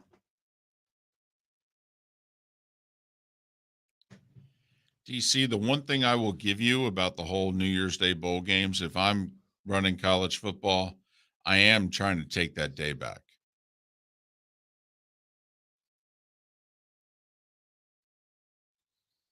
That should be your semifinal day, period. I don't care what day of the week it is. I don't care if the NFL's playing. What, January 1st? Yes. Yes, I agree. Think about it, though. You have to get 2 rounds in beforehand. Well, why not just do it the day before? You can't play a football. Two rounds. 2 rounds. Because think about it. You got to play.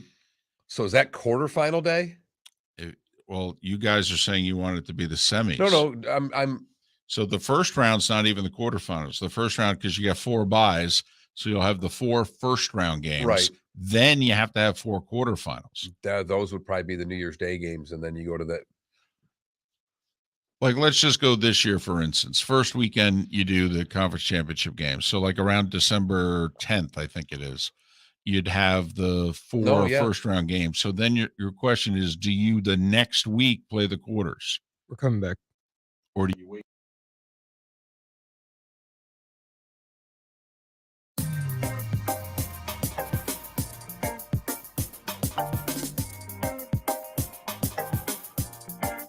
Welcome back to Miller and Moulton, only on the Florida Sports Network. 21 minutes past the hour. Thanks so much for being with us. Miller and Moulton, Florida Sports Network, floridasportsnetwork.com. What's our poll question? We're an hour later than we said we were going to be from now on. I know. It wasn't for a lack of effort. No, actually, I tried at 5:30 this morning. You did, and I was totally useless. Well, so was I. It's not that I had much more for us. Between the two of us, we were like barely able to grunt. I'm going to start having a meeting after the show. What? About the next day's poll question. What? No offense. I'm not going to attend. What if I call the meeting an extravaganza? Well, then I'm in. Hell, I'll bring food. It's very simple. Which game are you more excited about tonight? There are two good games on there. Penn State and Purdue, Pitt and West Virginia. Which one are you more excited about? For me, it's the backyard brawl, but I do think Purdue is a live dog in this game. Did you see the bulletin board material that the Pitt quarterback gave West Virginia? You know, one of those pep rally deals. And this is the new kid, right? This is the USC transfer, right? Yeah. Slovis, isn't that his name? And so they give him the microphone. He's standing there, you know, he's got his Pitt jersey on and standing on the stage with his teammates. And somebody turns and hands him the microphone, and he grabs the mic and he walks to the edge of the stage and he goes, "Oh yeah, and one more thing. F West Virginia." First off, you've been there 2 months. Doesn't matter. You want to make people like you? That's the way you do it. You better go out and play well tonight if you're going to blank West Virginia. All right. Might take Pitt to cover now. I might lay the 7.5. So there you have it. I can't believe it. And I hope I'm wrong. I thought I saw yesterday it's been 11 years since they played. Oh, man, God, college football just gets in its own way. It really does. This is like the only damn game both these fan bases want to see played. The only other one is Pitt wants to play Penn State. Yeah, and so does West Virginia, too, or Virginia Tech or something like that. But golly, what are you guys doing? My good, don't you want to sell season tickets? You can literally sell your season ticket package off of this game every other year. Man, idiots. And these are the people getting together and meeting. Well, there you go. Man, now you know why the presidents are all honked off. They're like, come on. You guys can't figure out a playoff? Hell, you can't even figure out the regular season. What's wrong? How did I hire you? Well, sir, it's very important to our fan base that we have 10 wins. No, it's not. It's important to our fan base that we play West Virginia. Yeah. My goodness. So, yeah, I voted for the backyard brawl as well. I liked your comment, though, that you put out there on Twitter. You're more interested in the backyard brawl, but you think better chance of the upsets, Purdue. And it's a tighter spread. Just Purdue with the amount of plays that they run. I'm curious how that Penn State deal be come fourth quarter. So, and I think they're getting the Gus and Joel Klatt treatment. Big Fox. I think, yeah. Big Fox. Right. 7 o'clock. This ain't Indiana, Illinois Friday night on FS1. That's getting the Brando treatment, I think. This is yeah. I mean, my daughter is going to watch me soccer practice 7 to 8 nights. She's going to watch me grab her, put her on my shoulders, and run to the car at 8 o'clock. As I'll be watching the game on my phone from 7 to 8. I was going to say, do you sit in the stands and watch it on the phone? Yes. Okay. Sorry to imply that you might not. I didn't know if, you catching the grief in the stands. Never mind, Catching the grief? I'll have 4 dads sitting next to me watching the game with me, for crying out loud. That's true. They'll be like, hey, just turn it down, will you? Don't make it so obvious. Miller and Moulton on this Monday. You know what this, segment calls for, don't you? Yes, I do, David. It's time now for the Clutch Vodka play of the day. That's Clutch Vodka. Clutch with a K.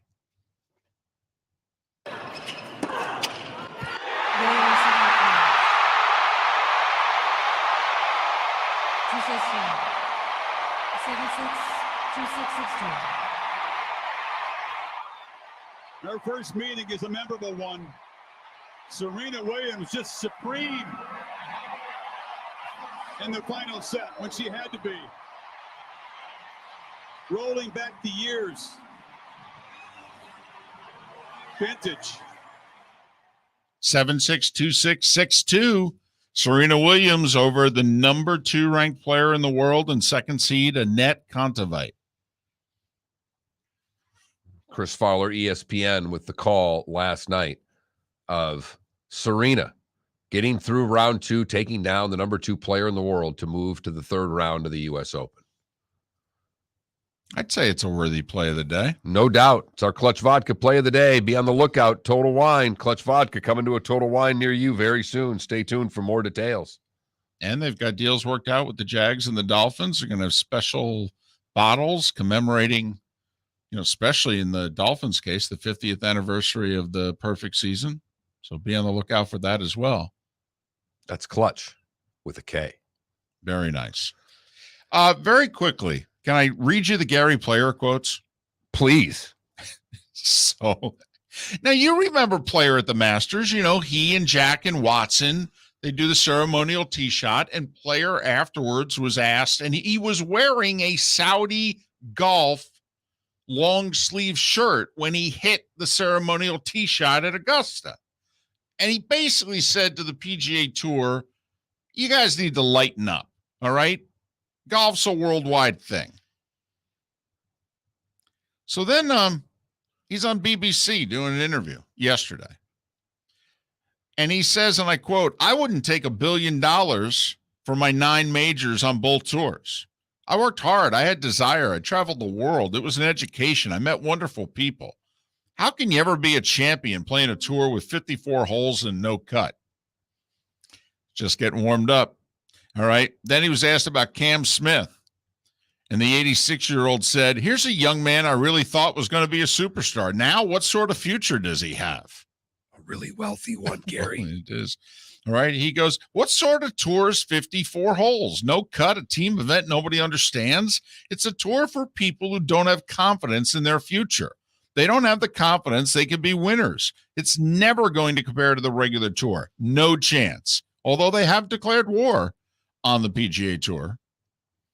And then finally, he says about Cam Smith again, will he ever be able to realize his great dream of being a champion? I don't know. Now, I don't blame Stenson for going. He had no money, so he had to go.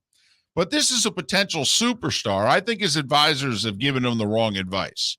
Stenson did lose a lot of money. He, like those athletes had money stolen from him and bad investments on top of it. And so Stenson had lost millions of dollars, and he's in his 40s. And so that clearly was a part of his decision-making to leave both the PGA and European tours. And as it turned out, sacrifice being captain of the Ryder Cup team to join LIV. So that's what Player was referencing there. And Gary Player, obviously a great player, all-time great player. I believe he's the most underrated great golfer of all time. I think you're right. 9 majors, 9. Watson had 8, Palmer had 7. 9. I hope for Cam Smith, though, that he has the chance to, at one point, tell Gary to shove it. Because by winning the Open, right, he's going to be playing majors for the next 5 years. Well, we think so, although, man, there is growing buzz and almost fear amongst the LIV golfers that the Masters is going to begin the charge to block them all out of the majors. Hey, I don't get shocked very much anymore, David, but I will be shocked if the Masters tells past champions they can't play in their tournament. Shocked. Well, they're concerned. Bubba Watson yesterday was talking about it and said, I got to be honest, though, if they're going to keep us past champions out, I don't even want to be there anymore if that's the case. But they're talking about it. So there's a buzz out there because, as we do know, Mark, the Masters can do any damn thing anything that they want. But I really hope Cam Smith wins the Masters this year. Don't know what to tell you. Miller and Moulton. Matt Cannatta, who will join us, or he or someone from Pro Football Network, every Thursday at 7:35. Coming up. Golfers, are you bored of the same old driving range warm-up routine that's not getting you the results that you want on the course? Power up your golf swing by adding resistance bands to your range sessions with the Orange Whip Golf's Power Strap Kit. Featuring band attachments to your feet and hips, Power Strap resistance training will boost club head speed, increase power, improve flexibility, all with just a few swings. Buy a Power Strap Kit today. Go to orangewhipgolf.com and use code Miller10 to receive an additional 10% off the already great price of $119. Miller and Moulton here for the Clutch Vodka Play of the Day. Mark, remember Nick Charles, Fred Hickman, the CNN Play of the Day? Yeah, CNN did a nightly sports show. That was a while ago. Yes, it was. Just work with me. Everyone liked the pod, the Play of the Day. So how about we have the Clutch Vodka Play of the Day? Sounds good. Fun. Smooth. Like Clutch Vodka. Listen weekday mornings for the Clutch Vodka Play of the Day. That's Clutch with a K. David Moulton for Napa, Napa Auto Parts, and Napa Filters. Insist on Napa Filters for your vehicles, or if you're a do-it-yourselfer, only buy Napa Filters. Napa has a filter for almost anything on earth that moves, whether it's motorcycles, foreign and domestic cars, vans, SUVs, earth-moving equipment. You get the idea. Napa Auto Parts, Napa Filters. Insist on them for your vehicles, or if you're a do-it-yourselfer, only buy Napa Filters. Mark Miller for SWFL Golf Carts, or online, flgolfcarts.com. If you're looking for a golf cart, an e-bike, or an e-motorcycle, go visit Alex and the gang at SWFL Golf Carts. flgolfcarts.com online. Check out their whole inventory. If you're looking for a custom cart, they can take care of you. 2-seater, 4-seater, 6-seater, they've got you covered. E-bikes, nobody better for value and service. E-motorcycles, check them out. Again, flgolfcarts.com. flgolfcarts.com. You were listening to Miller and Moulton on the Florida Sports Network.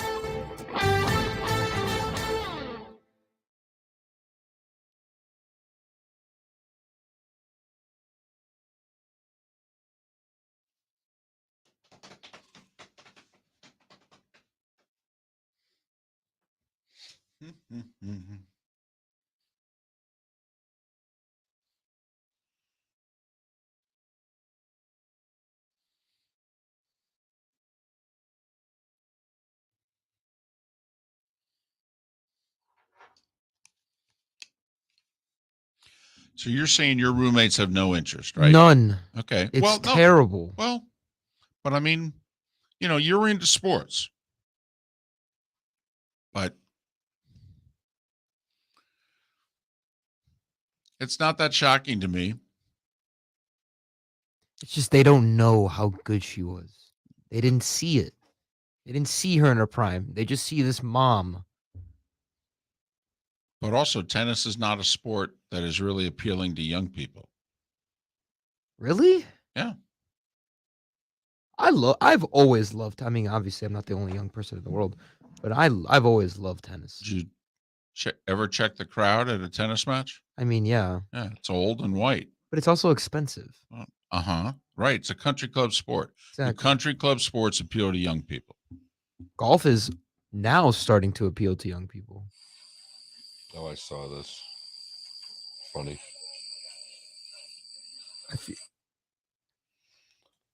It's a golf ball. Guy goes, think I found a good golf ball. He looks Pro V1. He rolls it over. It's got an Ohio State logo on it. And he throws it in the wall. Nice. Then it just comes up Go Irish. That's funny. I feel like Chris Fowler is like the Jim Nance of ESPN. Like, I would want to have either one of their lives. No doubt. One does the Masters and the other one does Wimbledon. One does March Madness, the other one does the college football playoff.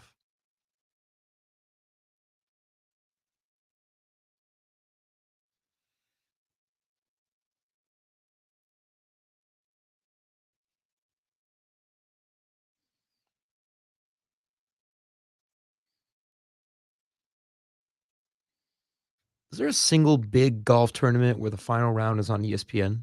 No. No.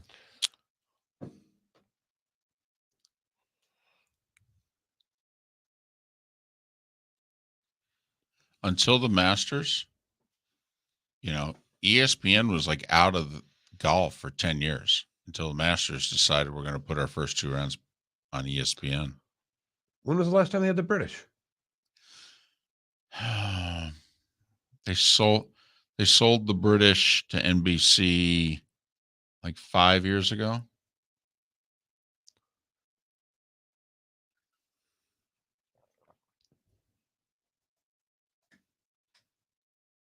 Because Johnny Miller's last full year with NBC, he did the British on Golf Channel Right. on NBC.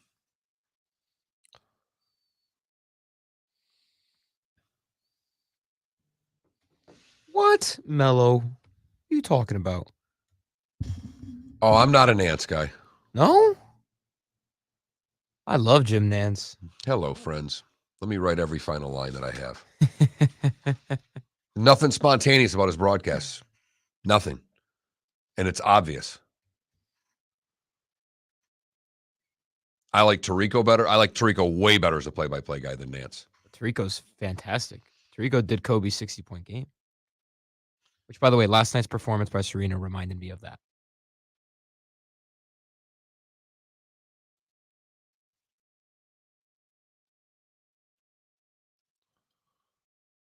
Uh-oh. We're going to watch you catching a pass? They saved that for Get Up. Oh, that's right. 30 seconds. But we know she's on Get Up because she's on the...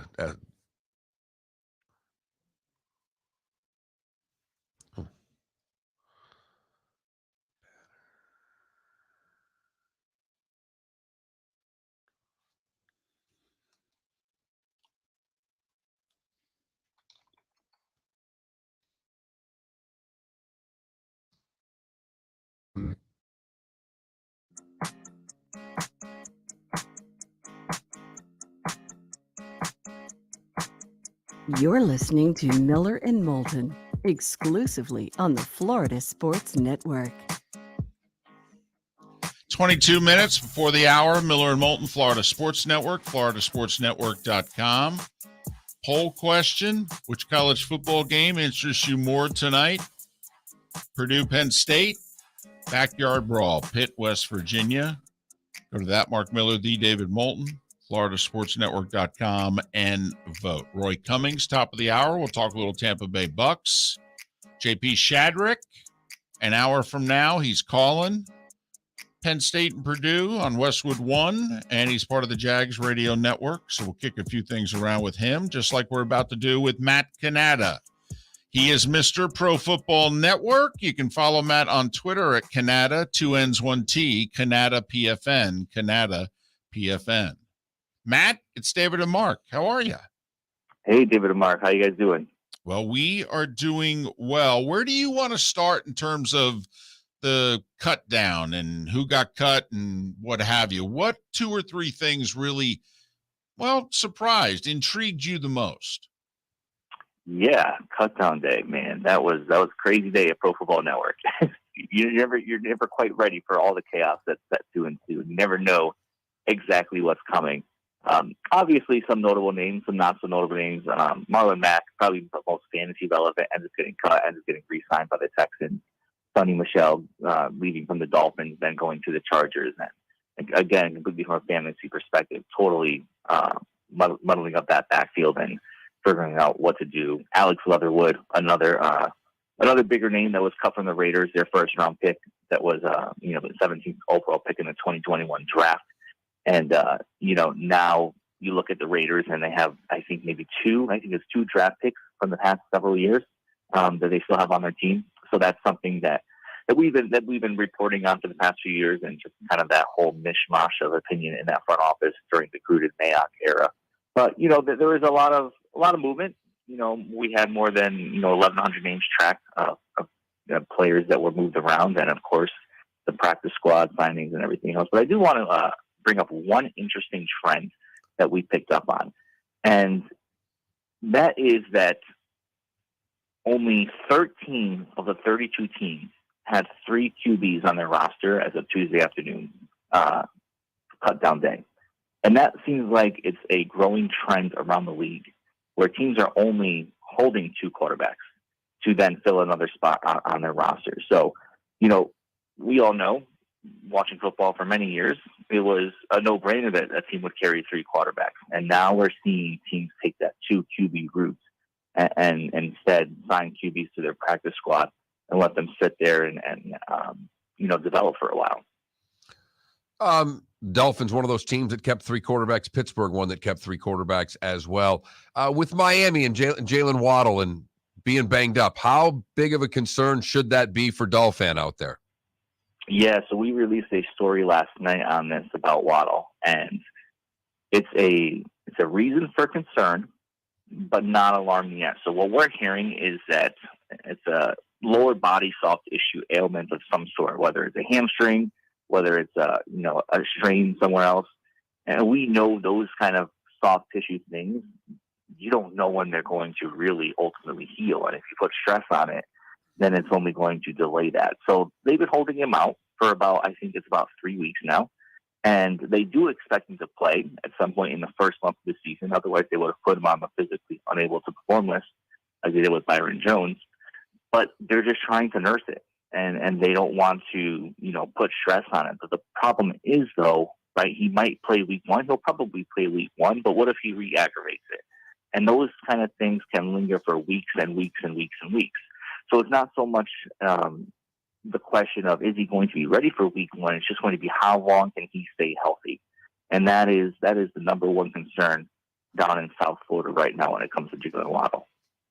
Also, they're banged up in the secondary. Byron Jones going to miss the first 4 weeks. And, they're outside of X. They're a little uncertain, really, as to what they have at corner. Are they maybe a little more vulnerable against the Patriots than Dolphins were thinking a few days ago?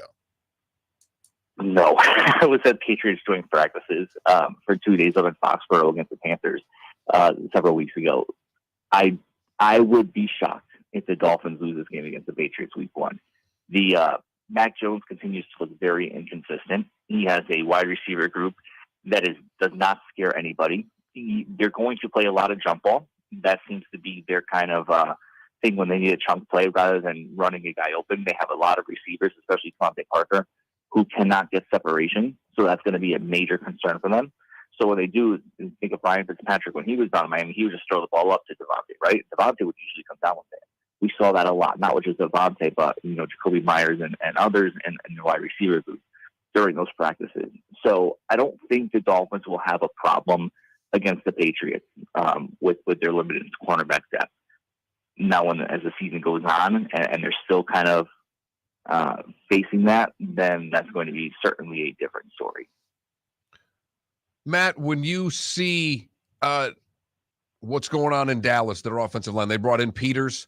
Are they going to sign him? What do you see there? Because this is a team that offensive line with the injury they just had and where their offensive line was to where it is now, we see a big decline. I see them as a team that's not going to win the division. I think they've got to fix something on this offensive line, and I still think they take a step back. Yeah. So Tyron Smith is out, and he's undergoing surgery. And then they're bringing in Jason Peters. He's 40 years old. That reeks of desperation on the Cowboys' part. And while we're told no deal is imminent, per a league source, there is mutual interest. So right now, what was concerning is this. They have a first-round draft pick in Tyler Smith, right? He's the front runner. He's a first-round pick, first of all. But then he's also coming off an ankle injury. And so now you're bringing in a 40-year-old to put in on the offensive line, Dak Prescott's blind spot.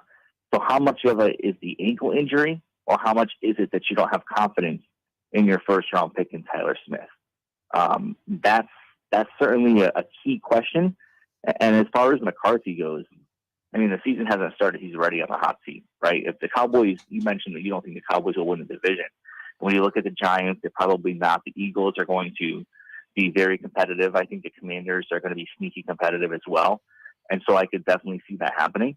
But he's on the hot seat before the season begins. And Jerry has alluded to this. Jerry Jones has alluded to this in press conferences. He's stopped short of saying it. So it's going to be interesting to watch. And he has an 18-16 record entering his third season as the Cowboys head coach. Matt, what I don't understand is how come nobody's grabbing Eric Fisher? I mean, here's how I look at it. So he tears his Achilles in the AFC Championship game 2 seasons ago.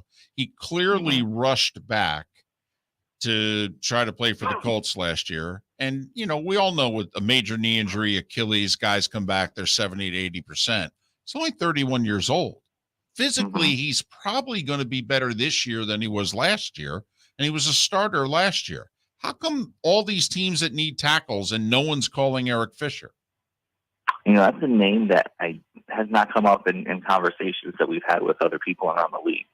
And it's a little bit of a mystery. It's not in the same mysterious line as J.C. Tretter, right? The NFLPA president, and he just retired.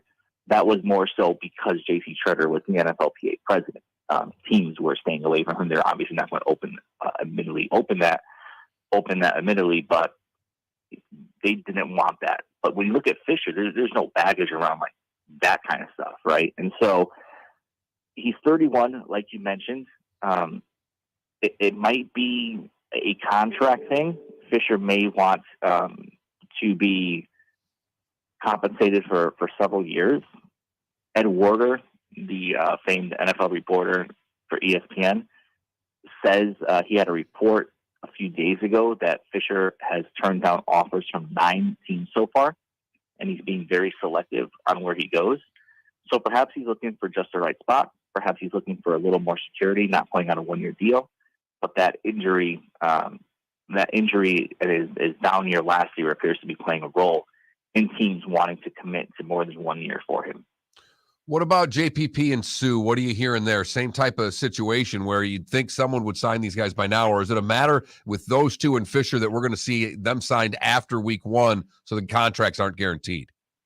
Yeah, that's a great point. And I was speaking to somebody about 2 weeks ago about Sue, and they basically point blank told me he's going to play the season. It's just a matter of when.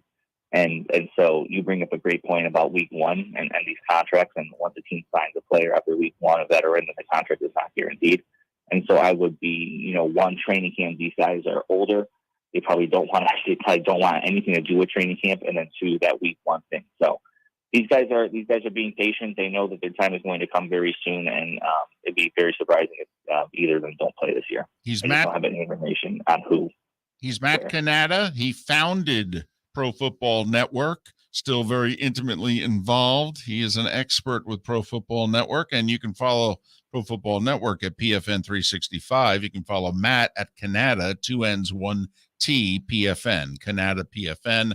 And Matt and his staff from Pro Football Network have agreed to join us at this day and time throughout the season. And Matt, thank you for that. We are very grateful. So are you buying the Dolphins? Are you drinking the Kool-Aid? Are they finally going to not just produce a winning season this year like they have the last 2, but are they going to produce a playoff season? Because, Matt, their schedule is brutal, and their finish in particular is arguably the hardest in the NFL. On paper, yes, on paper. But we all know that as things pop up, injuries happen, teams underperform, overperform, that whole narrative changes once the games start going. I do think the Dolphins will be a playoff team with one major caveat, and that is if Tyreek Hill stays healthy. I think he is the ultimate catalyst in this entire situation because Tua is not a QB that I believe can carry a team on his back. He is a QB that can produce when the pieces are right around him. And I know that's a lot. That's true for many quarterbacks around the NFL, but especially Tua, who relies on the quick-hitting guys to lead guys open in the open field and to let them hit the yards after catch. So if Tyreek Hill can stay healthy, if Jalen Waddle can stay healthy, then this team will be a playoff team. If not, then they may sneak in, but it's going to be very tough. Matt, give me a team that everybody else is buying into that you don't think has the hype. Bengals. I think they had a very easy schedule last year. I think they had a lot of breaks go their way. And I think they won a lot of games. I don't want to say by luck, but just because they were in the right place at the right time, especially their end of the season run. So I don't think the Bengals are going to regress to the point where like they had a losing record, but I do think the Bengals are going to regress to the point where they're going to, I would dare say, struggle to make the playoffs. I think they're going to regress quite a bit. You mentioned earlier you think Washington will be sneaky better than most people think. Is there another team or two that you're higher on than most? When you look around the NFL, I mean, this may sound like an easy answer, but the Broncos, right? And only because they've had a losing record the past several years. They have Russell Wilson in tow now. They have Nathaniel Hackett leading the team. I think you're going to see a much improved just by those two additions with the Broncos, but I think they're going to be able to put their everything together with their defense and then with their young receivers who have just kind of been good but not great and just kind of inconsistent. I think with all of that, you're going to see the Broncos compete in a very, very crowded AFC West. And you got the Raiders, you got the Chiefs, you got the Broncos, and you got the Chargers. That division is just incredibly crazy of when you think about the talent, but I think the Broncos are going to be right up there with the rest of them competing. He's Matt Cannatta, Pro Football Network, profootballnetwork.com. You can follow him on Twitter at CannattaPFN, 2 N's, 1 T, CannattaPFN. You can follow Pro Football Network at PFN 365. Matt, thanks for doing this. We'll get you on Twitch as the weeks go by so people can see you, and have a good weekend. Awesome. Looking forward to it. Take care, guys. Matt Cannatta, Pro Football Network. It'll be either Matt or it'll be a member of his staff. Pro Football Network, Thursdays, 7:35 or thereabouts. There you go, Dolphin.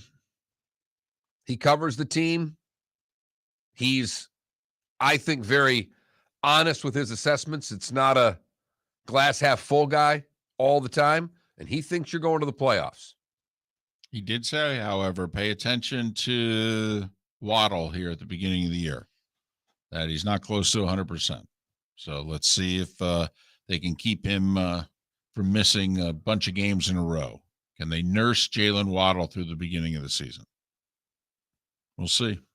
It's the fastest duo of wide receivers right there. I'll tell you that. Well, and also it then begs the question, if Tyreek Hill is this big a deal for Miami, then isn't it that big a deal against Kansas City? Miller and Moulton, we thank you for listening. Roy Cummings on the other side of the Florida Sports Network. Golfers, are you bored of the same old driving range warm-up routine that's not getting you the results that you want on the course? Power up your golf swing by adding resistance bands to your range sessions with the Orange Whip Golf's Power Strap Kit. Featuring band attachments to your feet and hips, Power Strap resistance training will boost club head speed, increase power, improve flexibility, all with just a few swings. Buy a Power Strap Kit today. Go to orangewhipgolf.com and use code Miller10 to receive an additional 10% off the already great price of $119. Bring your big mouth to John Smith Subs and indulge in their overstuffed subs with the freshest quality ingredients. Enjoy our famous steak bomb with perfectly grilled marinated sirloin steak topped with provolone cheese, grilled onions, peppers, mushrooms, crispy bacon, juicy tomatoes, and creamy mayo. Boom! Made-to-order crispy fries can be paired with the Gator, the Cuban, the Chicken Bomb, or the Italian. Love local. Eat delicious with John Smith Subs. Find a John Smith Subs location near you today. David Moulton for Napa, Napa Auto Parts, and Napa Filters. Insist on Napa filters for your vehicles, or if you're a do-it-yourselfer, only buy Napa filters. Napa has a filter for almost anything on earth that moves, whether it's motorcycles, foreign and domestic cars, vans, SUVs, earth-moving equipment. You get the idea. Napa Auto Parts, Napa filters. Insist on them for your vehicles, or if you're a do-it-yourselfer, only buy Napa filters. Miller and Moulton here for the Clutch Vodka Play of the Day. Mark, remember Nick Charles, Fred Hickman, the CNN Play of the Day? Yeah, CNN did a nightly sports show. That was a while ago. Yes, it was. Just work with me. Everyone liked the pod, the Play of the Day. So how about we have the Clutch Vodka Play of the Day? Sounds good. Fun. Smooth. Like Clutch Vodka. Listen weekday mornings for the Clutch Vodka Play of the Day. That's Clutch with a K. Mark Miller for SWFL Golf Carts, or online, flgolfcarts.com. If you're looking for a golf cart, an e-bike, or an e-motorcycle, go visit Alex and the gang at SWFL Golf Carts. flgolfcarts.com online. Check out their whole inventory. If you're looking for a custom cart, they can take care of you. 2-seater, 4-seater, 6-seater, they've got you covered. E-bikes, nobody better for value and service. E-motorcycles, check them out. Again, flgolfcarts.com. flgolfcarts.com. Golfers, are you bored of the same old driving range warm-up routine that's not getting you the results that you want on the course? Power up your golf swing by adding resistance bands to your range sessions with the Orange Whip Golf's Power Strap Kit. Featuring band attachments to your feet and hips, Power Strap resistance training will boost clubhead speed, increase power, improve flexibility, all with just a few swings. Buy a Power Strap Kit today. Go to orangewhipgolf.com and use code Miller10 to receive an additional 10% off the already great price of $119. You were listening to Miller and Moulton on the Florida Sports Network.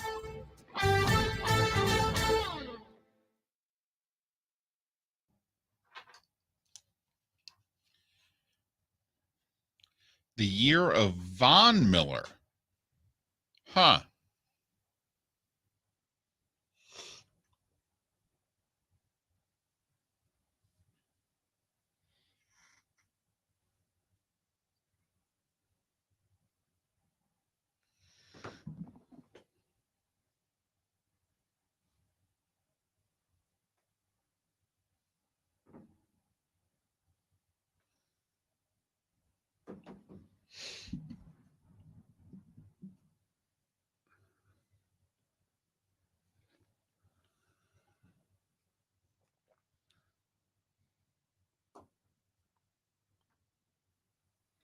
By the way, yesterday I got an email from John Halstead.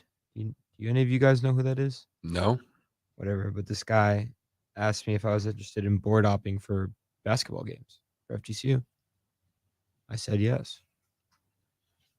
Wait, Board hopping? They call it board hopping, but I think it's just controlling like the screens and like everything that plays and stuff. I guess I don't know. okay. That means you're working probably directly with Denise. Good luck with that. Right.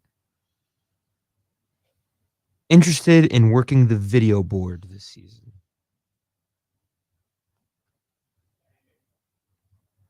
I don't think you're crazy, Guillermo. I don't. I think Moulton has No, him. I don't know. Everybody in the division's better than they were last year. They're not. There's not much separating them.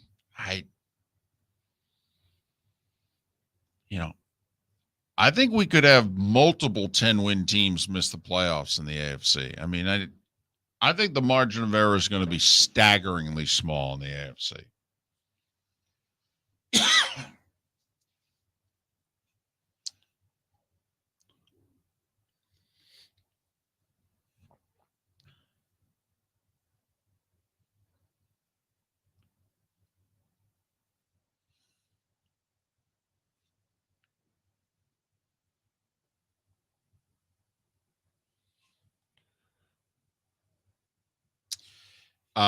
You're completely wrong about Tirico. All right. Not only did that not enter into it, ESPN covered up for Tirico For years. The only thing ESPN ever did to Tirico is they said, you need to move. And he went back home to Michigan. They got him off campus, if you will. They got him out of Connecticut. But no, ESPN desperately wanted to keep Tirico. It was an offer ESPN couldn't counter. NBC was making him the voice of NBC Sports. He was replacing Bob Costas. He was going to anchor the Olympics. He was going to replace Al Michaels doing the NFL. The only sport he was not going to become the number one voice of was golf. And I actually think originally they were going to do it. And at the last second, they backed off. So Dan Hicks still does golf and Tirico just has a presence. But he took a way better job. Don't get me wrong. And he got, and I mean, folks, he got $10 million a year for like 8-10 years. I mean, You all would have done what Tirico did. He just did the NBA for a while. That's all. And so he replaced the NBA with hockey when NBC had hockey.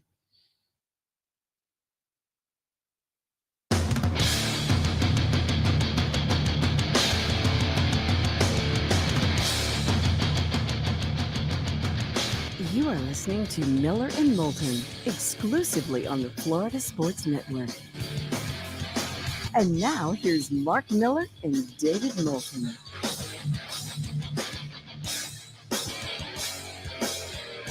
Just like that, it's the 8 o'clock hour. Miller and Moulton, the Florida Sports Network, floridasportsnetwork.com. Thanks so much for being with us. JP Shadrick, who's now one of the voices of college football on Westwood One. He's doing Purdue and Penn State tonight. He's also part of the Jags radio network. He will join us coming up in about 35 minutes time. He's been covering the Tampa Bay Bucs for, well, basically a quarter century. And he's part of Bay News 9's coverage in Tampa. He's Roy Cummings. You can follow Roy on Twitter, rcummingsfhcn, rcummingsfhcn. Roy, David, and Mark, thanks for agreeing to come on every Thursday at 8 o'clock. You are appointment listening, my friend. I'm good on deadline, so I should be available. Thanks for having me. I greatly appreciate it. You know, we've been doing this for a long time, and the fact we're going to do it on a regular basis is just fine with me because, as I've said to you guys many times, I'm available to you guys anytime you need me. So glad to do it. Proud to be a part of it. And we have always been very appreciative, Roy, and thanks again. All right. Well, any major moves with the cuts, anything that surprised you cut-wise, and what is still left from a roster standpoint for these Bucs in your estimation? Yeah, the only surprise to me really was, I mean, a lot of people got worked up over the Logan Ryan move at first, but that always seemed like procedural to me. I figured, you know, you want the guy, you went out and got the guy, you're going to make him a part of it. So that was all procedural anyway, and he's back on the roster now. But I thought Tyler Johnson was an interesting move. Look, I think this team, there's great depth at wide receiver, but one, you know, you got to be careful. Chris Godwin is still not ready. To me, Mike Evans always has an issue with his hamstring. He's already missed a couple of weeks of time in training camp. Not that anybody seems to care about training camp anymore. But, you know, he's missed some time already. He's probably going to have an issue with that at some other point. Julio Jones, how healthy is he? To me, a guy like Tyler Johnson has value in the fact that you're going to need some of those young receivers to step up and play at a high level at some point throughout the course of the season. I'm almost certain of it. And I think that's a talented receiver who clearly has earned some trust from Tom Brady. He's made some big plays in years past, and I think he could do it again. So, and I understand he doesn't bring anything to special teams where Scotty Miller does, a couple other guys do. But I just think if there was a way to keep Tyler Johnson, boy, you kept 7 receivers. So if there's a way to keep Tyler Johnson, I think you want to do it. But other than that, I mean, with most teams, you can look at the 98-man roster and figure out the top 50 the first day of training camp, and it's that way with the Bucs too. So no great surprises there. It's unfortunate that Ryan Jensen's on IR. I think he'll be fortunate to come back at all this season if he comes back at all. Period. So we'll see where that goes. But Roy, in terms. Go ahead. I'm sorry. I'm surprised they have not picked up anybody for the interior of the offensive line. Are you? Yeah, I was about to get there, and I'm with you. I'm a little surprised, but something Todd Bowles said a couple of weeks ago when this, immediately became an issue was, if there's a guy out there that we like, we'll take a look. And there must not be anybody that they really like. You can say this. Usually when offensive linemen get cut, it's for one of two reasons. Either just they don't have it and they're young and people look at them and say, okay, you know what, this guy really doesn't have it. Or they're old and they're losing it. And neither one is a good option. It's really hard to find good young offensive linemen who have, most of what you're looking for and are on the rise. And if you've got them, you hold on to them. You figure out a way to sign them to your practice squad at the very least. And the Bucs have done that. They've added a couple of guys to the practice squad. So my gut feeling tells me that there's just nobody out there that they say makes them significantly better. And that's the thing. I mean, you could work a trade. Now everybody will probably gear towards that.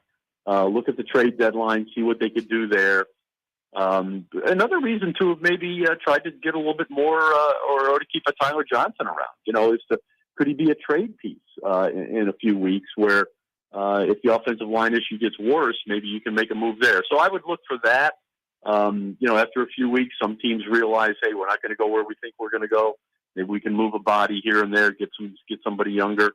So we'll see. But yeah, I'm a little surprised. But to me, it just says that they're not as concerned. First of all, obviously the concern about Robert Hainsey and Leverett is not that great. It looks like those guys are going to be fine probably for opening day as well. So that eases a little bit of the pressure. But yeah, a little surprised that they didn't go get somebody. Probably means they didn't see anybody out there that they liked. What's the best part of this team not named Tom Brady? I think it's the linebackers, to be honest. I just love the linebacking core. I think there's a lot of hidden depth there. I think Ben White is as good a player as there is in the league at the position.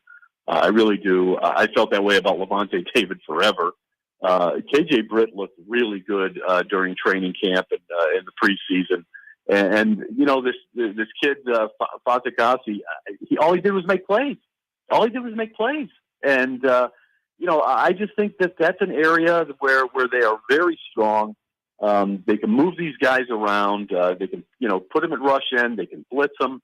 I just think there's a lot of hidden talent there that could come to the forefront as they swap these guys in and out in the lineup. So I like that group. I like it a lot. And I think the secondary, there's a lot of playmaking ability there. These guys are young. They're fast. Most of them are pretty aggressive. I think there's an ability for the defense to really be something special, from the back end and really from the middle back. I'm a little concerned about the defensive line. I think that that's an area of depth, but I'm not so sure. I don't know that there's a real outside of Shaq Barrett. I'm not sure that there's a legitimate pass rushing threat in that group. I think they can stop the run, which makes the pass rush better, but at the end of the day, I think they could struggle a little bit to get to the quarterback. He's Roy Cummings. Bay News 9 is where you can see him in the Tampa St. Pete area. You can always read Roy, and you can follow him on Twitter at rcummingsfhcn, rcummingsfhcn. Were you surprised by Bruce Arians' comments in the last 48 hours in which he said, listen, I've been around here 4 or 5 years now. This is far and away the best roster we've ever had. Yeah, yes, I was. Because first of all, okay, now you're putting a little bit extra pressure on Todd Bowles, one of your guys. I mean, that's kind of your protege there. So a little bit extra pressure on him now. Second of all, I don't agree. And Bruce Arians has a right to his opinion. There's no Gronkowski. There's no JPP. There's no Ndamukong Suh. I don't agree. I think they've got some areas that you need to be concerned about. We're not sure what Rachaad White's going to look like as a backup running back. I don't think it's an accurate statement. So yeah, very surprised. Not so sure that they're as good on special teams. We'll see. I don't quite understand why he said it because again, I don't agree. And Mark, we commented in the last 48 hours in which we did the math, 18 of the 53 are new from last year. And that's opening schedule that's very difficult. Roy, do you sense that there's part of me, and I guess just it's because of Brady, that there have been a lot of years that the Patriots with Brady had a 2-2, 3-2 start, and everybody was starting to freak out. I almost look at this Tampa team, and with Brady taking the time off, look at this as one of his New England teams that we're going to be learning about the Bucs in September more than knowing what they are in September. Oh, I totally agree. You're absolutely right.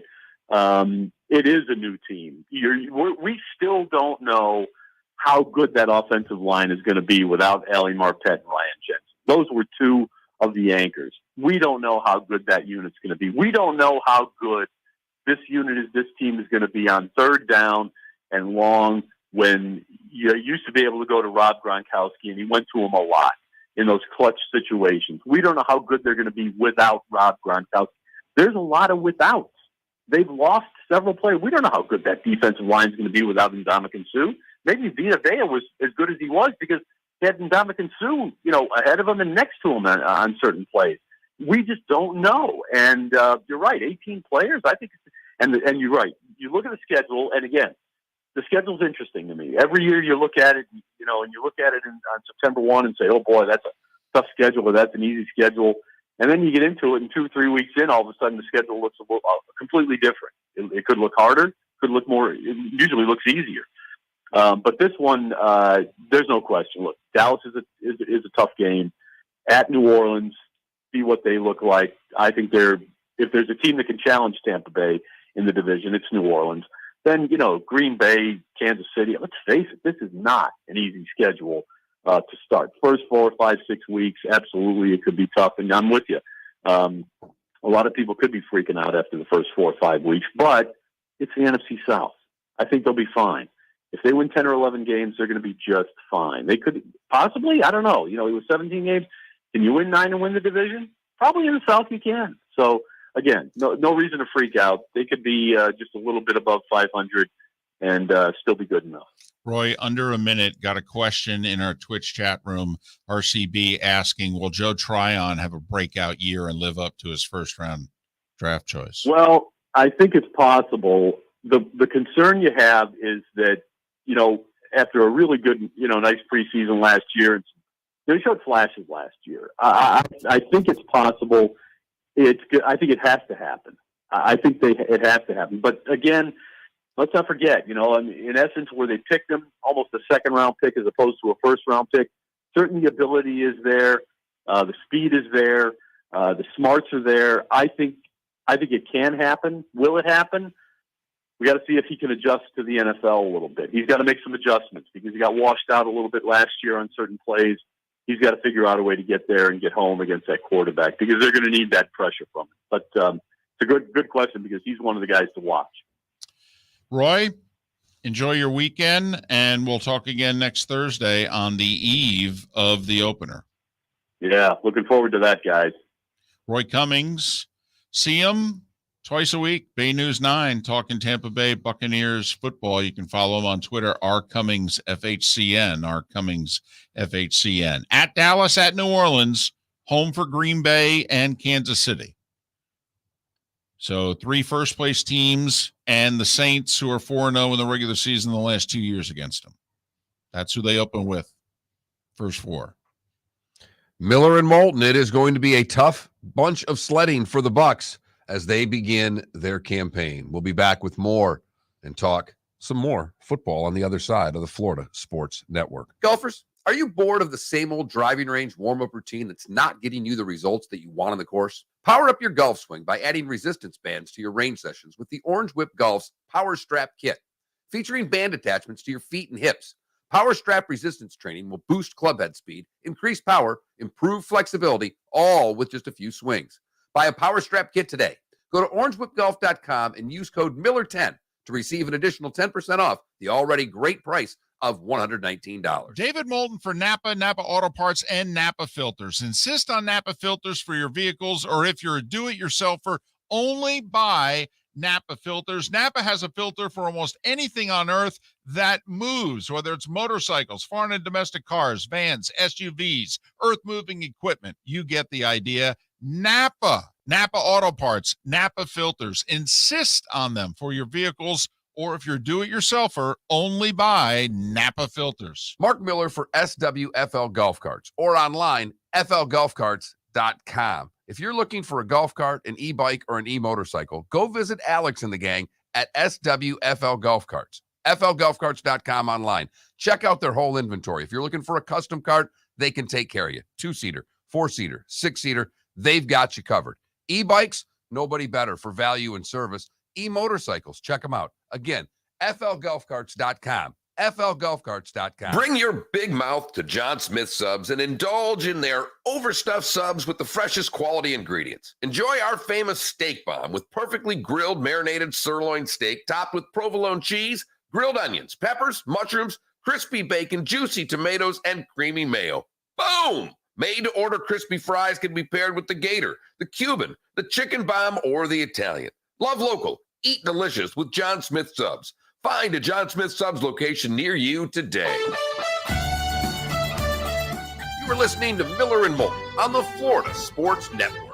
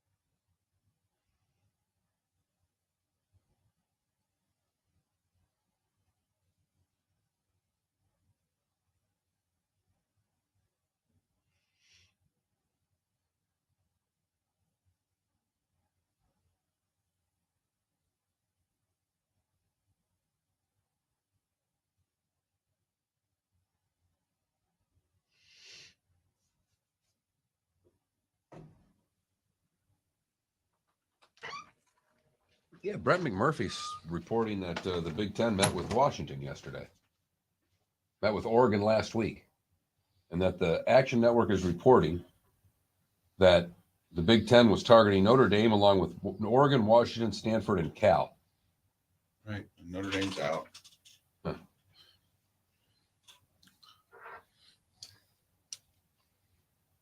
Okay. I say we do that here. Yeah.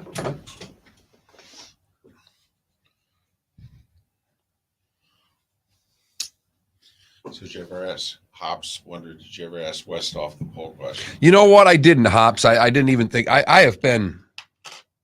Yesterday was an early release day. It's hell for a parent. Really? Early release? This early in the school year? Don't get me started. They had to have meetings, David. They had all in summer to meet, but they had to have, I don't know, because it was district wide. It wasn't just. Also, why not wait till Friday and do it on Wednesday? It's weird. The whole half day thing's a crock.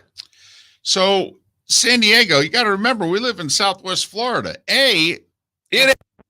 It's hotter here, and B, supposedly you guys have no humidity. He ain't leaving. Right. About to say, there's probably not going to be. Now, a when do you cloud in get? the Do you have any sky. time to see? No, it's a business trip. Okay. I will leave here Friday afternoon. I will return Sunday morning. I'm taking a red eye out. Oh, okay. The weather will be amazing there. If you were a drinker, I'd tell you to go to Foggy Notions on Saturday night. It's right by the airport. Well, I've got time. I mean, honestly, our game's over by 4:00 local time, and the flight out's not till 10:30. I will say you need to figure out a way to get to Ocean Beach or Pacific Beach to go just check it. You know, if you got a couple hours before the flight to go have a dinner somewhere, because San Diego is such a cool city. All right, I will. Let's see. Weather. I mean, high of 87, low of 72. Take a look at that. Look at that.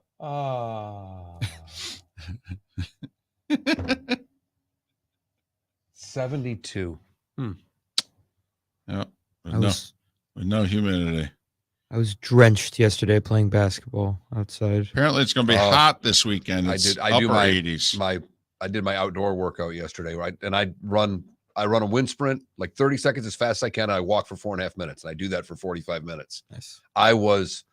I sweat like a pig anyhow. It's gross. Didn't stop me though. Yesterday because I was playing at Three Oaks, game of fives, guy goes up to me and goes, "You used to play, right?" And I went, Felipe, the only thing we care less about is your fantasy team. When someone comes up to you and says they recognize you from the show, talk to me. Man, would Three Oaks Park be that place? So apparently the phone's going to be wrong, Mark.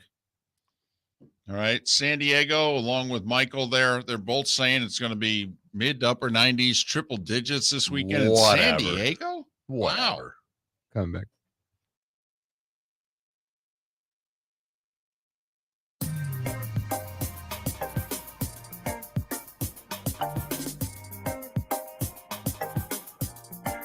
Welcome back to Miller and Moulton, only on the Florida Sports Network. 21 minutes past the hour. Miller and Moulton, Florida Sports Network, floridasportsnetwork.com. JP Shadrick, who's hanging out in a hotel room in West Lafayette, Indiana right now because he's calling Penn State Purdue for Westwood One tonight. He's also part of the Jags radio network. He will join us in a little more than 15 minutes time. We will talk both of those subjects. So Brett McMurphy has been all in on the Big Ten, Pac-12, or Pac-12 pillaging of teams, and reporting again yesterday that the Big Ten met with Oregon last week and Washington yesterday. Okay. Now, the word was kind of out that they wanted to find at least two more, friends for USC and UCLA so they didn't feel so alone. Apparently, Washington had meetings with the Big Ten yesterday. It didn't involve the university president, didn't involve Kevin Warren. It did involve lawyers and consultants from both sides to see if it works. And I'm sorry, that's good news for Washington. So, in other words, it's like, hey, how much do you think we're going to owe the Pac-12? I mean, can we pull this off? Do we fit into what you want?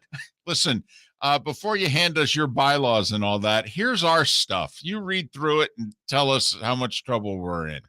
But the Action Network, where McMurphy works for, said that they were targeting not just Oregon and Washington, but Stanford and Cal as well. Let me ask you this. And, I could refer to you as a Big Ten guy just because you grew up there and you went to a Big Ten school and graduated from one. But if you're running the Big Ten, Stanford, Cal, or Virginia, North Carolina? Now, I do have to say, Stanford and Cal doesn't have any baggage with it because I believe the, Pac-12 media deal is done here in a couple years. And meanwhile, if you're going to take apart the ACC, you're either going to need 6 other schools to leave the ACC, or else you're going to have to go to war. Well, and you know what you actually would almost have to do, David, and this is crazy, is you'd have to go to the SEC. And the Big 12. No, you just have to go to the SEC. Say, who do you want? Because the Big 12 is going to take the rest. You've got to start, and you're right that you may have to go to the Big 12, but it all starts with Sankey and Warren sitting down behind closed doors and going, all right. Which is funny, though, because in theory, it's Fox versus ESPN, which means it's Big Ten versus SEC. And, these guys don't have much of a relationship. Warren publicly, said, I want to form an alliance to fight the SEC. Do you think the SEC even meets with Warren? I don't know. But if they are interested in getting ACC teams, I would be trying to at least establish that communication to say, hey, if you're going to do Clemson, Florida State, Miami, whatever, we want these to NC State. Right. Because then all you have to do is pick up the phone in the Big 12 and say, we're annihilating the ACC. Here's what's available to you. And they're going to say yes. Well, for those that don't know the story, the ACC right now, they got a grant of rights deal in which if you leave, basically you surrender all of your TV money from now to the mid-2030s until their existing TV contract expires. Well, why would you leave if you're essentially going to make no TV money? And that has to be challenged in court. The only way it cannot be challenged in court, and right now, nobody knows if you would win. Right. In fact, the inkling is that right now you might not. But then the only way that the ACC contract doesn't exist is if over half the teams in the conference decide they're leaving. Then the conference essentially is voided. And so that means you need 8. You need 8 schools that are going to get up and leave at the same time. So if 2 went to the Big Ten and 4 went to the SEC, so that both teams got to 20, all right, then it would be like, well, okay, you need 2 more to go to the Big 12. Now, I agree with you. I think the Big 12 would grab a Va-Tech for West Virginia. And maybe Louisville. Yeah, or Pitt or something Right. like that. But, you know, that's a lot of collusion. Let's be honest. It would basically have to be collusion, which also could open them all up to a lawsuit. But so if you're the Big Ten. And you're saying that Oregon and Washington are coming. Is that your assumption there? Yes. When we mention these 4 teams, right? Oregon and Washington are coming. And that's makes the 4. 18. That's the 4 West Coast teams. Do you take 2 more out west, or do you? Well, I would infiltrate the ACC. But it's like a lone invasion right now. But what you're saying is you would meet with Sankey and you would say, listen, we're going to 20. I would prefer to take 2 from the ACC. Okay. Let's face it. You and I both need to invade this conference at the same time if we're to get any teams. And then Sankey basically has to decide, do we want to go above 16 or not? Right. And if they don't, I wouldn't want 4 teams out of the ACC if I were the Big Ten. I wouldn't want to get that much bigger where I've got to break the ACC myself. So, assuming you get cooperation from the SEC, Stanford or Cal, Virginia, North Carolina. Virginia, North Carolina. And then I'm assuming if you don't get cooperation from the SEC, I mean, you could go meet with the Big 12 and say, hey, you can get 6 of them. We just need 2. Well, and if you're taking Oregon and Washington, the Big 12 is already going to be going after a lot of what's left of the Pac-12 because the Pac-12 could be done at that point. Yeah, I think at that point, the Big 12 starts looking at whether it's the 2 Arizona schools or Utah, Colorado. And I would guess Utah, Colorado. Funny, I would guess the Arizona schools just because Arizona State and the population base of the Phoenix area and their alumni base, it's pretty strong. It would also be interesting, does BYU want Utah in the conference? Would it be kind of like how Texas A&M wanted no part of Texas once they were in the SEC? Would BYU actually want Utah in, or would they say to the Big 12, you know, we joined you and we never wanted to be in the same conference as them? I mean, our game is called the Holy War after all. So literally this all going on with the university presidents meeting tomorrow about expanding college football's playoff sooner than later. Talks that it could be 2024, not 2026 when the current contract expires. Interesting times. I'm surprised that the Big Ten is so hell-bent on going to at least 20.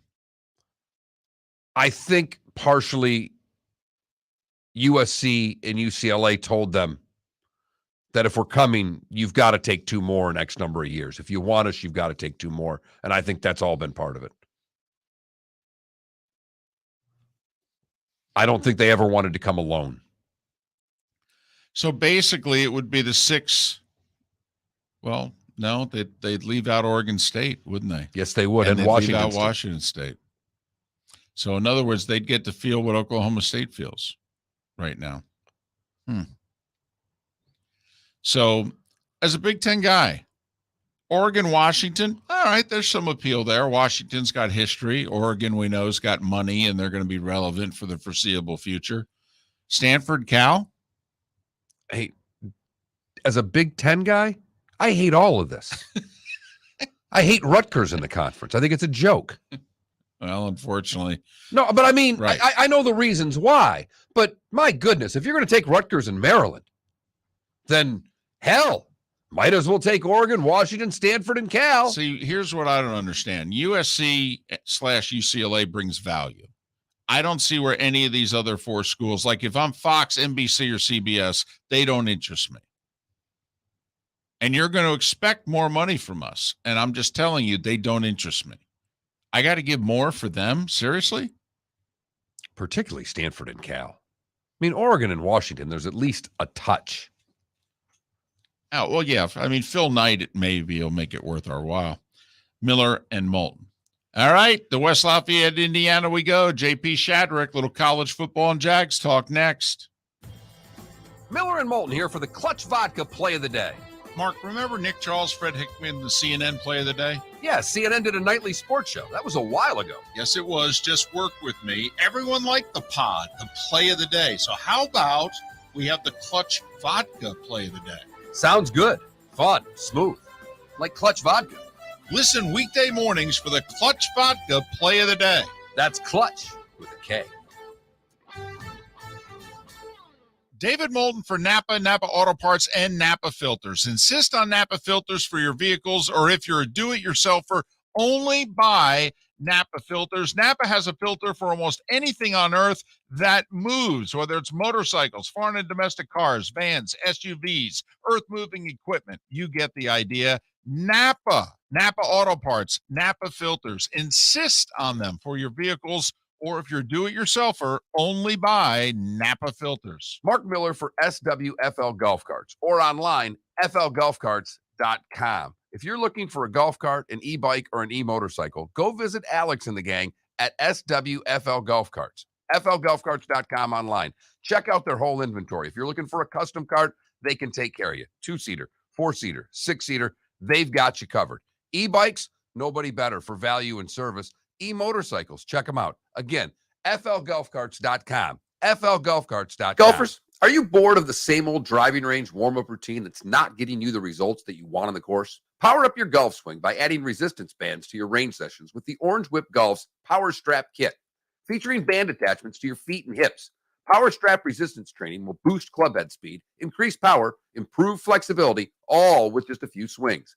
Buy a Power Strap Kit today. Go to orangewhipgolf.com and use code Miller10 to receive an additional 10% off the already great price of $119. You are listening to Miller and Moulton on the Florida Sports Network. Oh, just bashing David's writing. Wow. Why don't you go buy some Clutch Vodka and lighten up, Mello? All right, Mello, I'll work on it. And Alan, I don't think anybody in YouTube can see your comments. For the record, anybody in Twitch can. Why do you say YouTube is so much better than Twitch? Curious.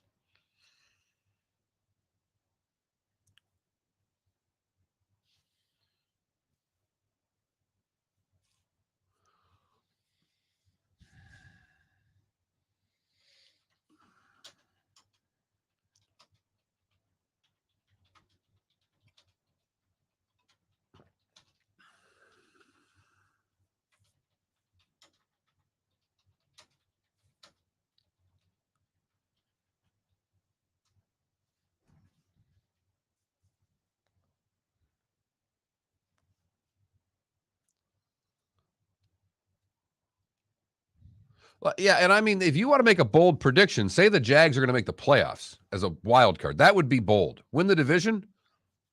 I guess it's the only way they'd get in. Hey, San Diego, I'm curious about the Ariza story. He and the 2 other guys are no longer associated with the team. Is the anger because the school didn't do an investigation?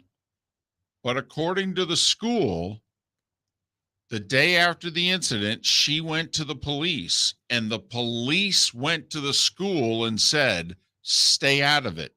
We're handling this.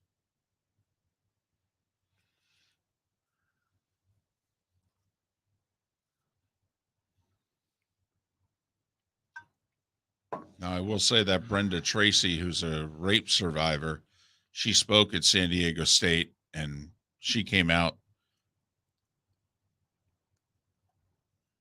Oh, okay. So haven't the police addressed that issue? Okay. I mean, the police should come out and say, yeah, we told the school we're handling this.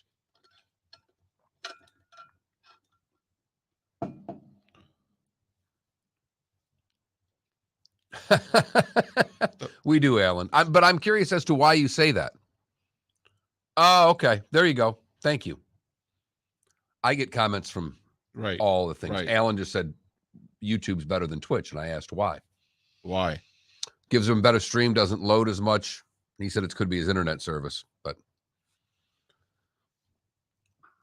I mean, don't get me wrong. Twitch gives us about $1.47, but YouTube gives us nothing. Well, yeah. So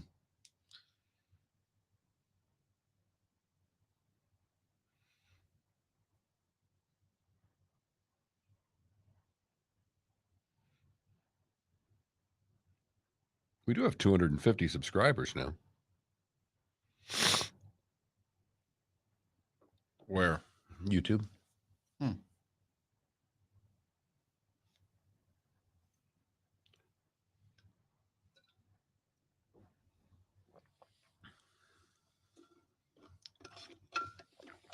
It's funny, Jimmy. I don't hear that from the people I know on Twitch. Sean, that's what we get from most people. Yeah, I didn't.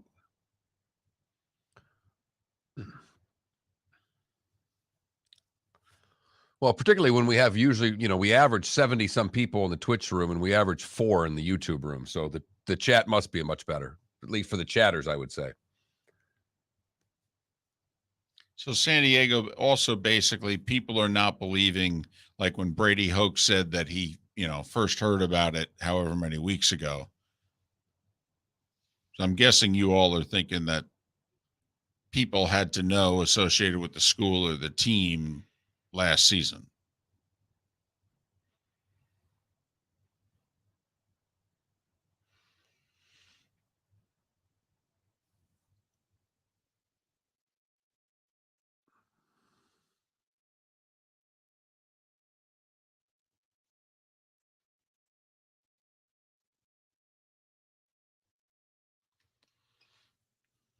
JP's on hold. We'll come back.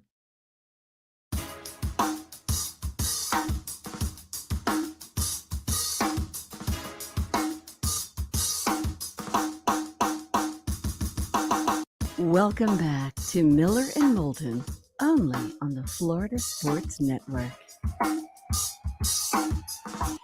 22 minutes before the hour, Miller and Moulton, Florida Sports Network, floridasportsnetwork.com. I mean, we're friends, but sometimes, Mark, we as show, we get lucky. We like a guy, we bring him on the show, and then they become a big deal. We're still us, a couple of yahoos, but JP Shadrick's one of those guys. Decade now, part of the Jags radio network and Westwood One play-by-play. Follow JP on Twitter at JP Shadrick. He's calling Penn State Purdue tonight on Westwood One with Ryan Harris. How are you there, big fella? How much longer are you going to do this godforsaken show? Well, don't sell yourself short. You're a tremendous slouch. Very much. Well said. No, I'm fired up, man. This is, I'll do your show as long as you have me on. I'll say that. It's always good to be with you guys, and we're excited for tonight's game. I mean, this is a fun one, right? I mean, Penn State early last year was right there in the hunt until they weren't. They went to Iowa and got their quarterback knocked out of that game, and they weren't the same again. They just couldn't get over the top, and now Purdue can score with the best of them, they think. So 2 veteran quarterbacks. I like this game tonight. Well, and I'm just curious how Penn State's D is going to match up with Purdue because they run the most plays of anybody in the Big Ten. Early game, I could see a scenario where Penn State's defense is pretty damn tired come the second half. How do you see the Penn State D, JP? Well, they've got some new pieces at linebacker. They lost 3 of those guys that were starting for them last year. They lost a second-round pick on the defensive line.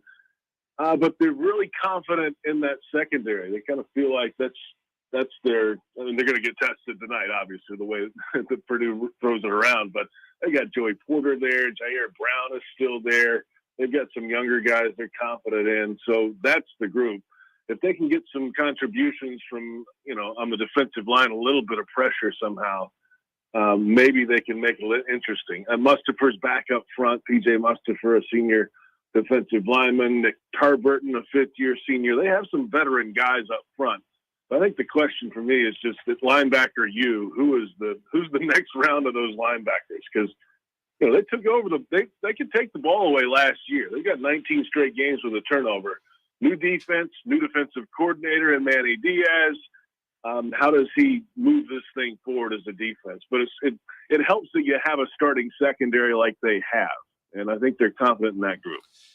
JP, Penn State needs to produce a big season here, don't they? Think about it. 2 years ago in the pandemic year, Indiana has the breakthrough season. Purdue's had some big upsets in the last 3 years. Last year, both Michigan and Michigan State step up and get it done with double-digit win seasons, and Michigan winning the Big Ten finally under Harbaugh and beating the Buckeyes. I mean, and Ohio State, of course, is always looming in a big way. Penn State here, James Franklin, it's been a little while. They need a big season, don't they? Yeah, and Dave, remember, he signed a 10-year deal in November last year. It's not like he's going anywhere anytime soon. And so he understands that, I would believe. But that division was carnage last year. You just said a few of those teams that were really good. Oh, yeah, and Ohio State's still there too, by the way. So they're not going anywhere in the division. That's the lay of the land. He knew that what he signed up for. So I think, they're going to have to figure out a way to get over the top on some of these teams. And they were there. I mean, the three of the key losses last year were by a combined 10 points. I mean, they lost to Ohio State by 9 on top of that? I mean, so that's 4 losses in the division by 19 points. They're right there. They're on the cusp. It's not like they're getting blown out of the water by teams that are blowing other teams out of the water. They're right there. And they've got the standard, and they've got the organization, I think, to do that. And they've got the stability and the coaching staff to maybe put this thing together and keep it in that mix for a long time. But you got to finish games. And it comes down to fourth quarters in the Big Ten in November.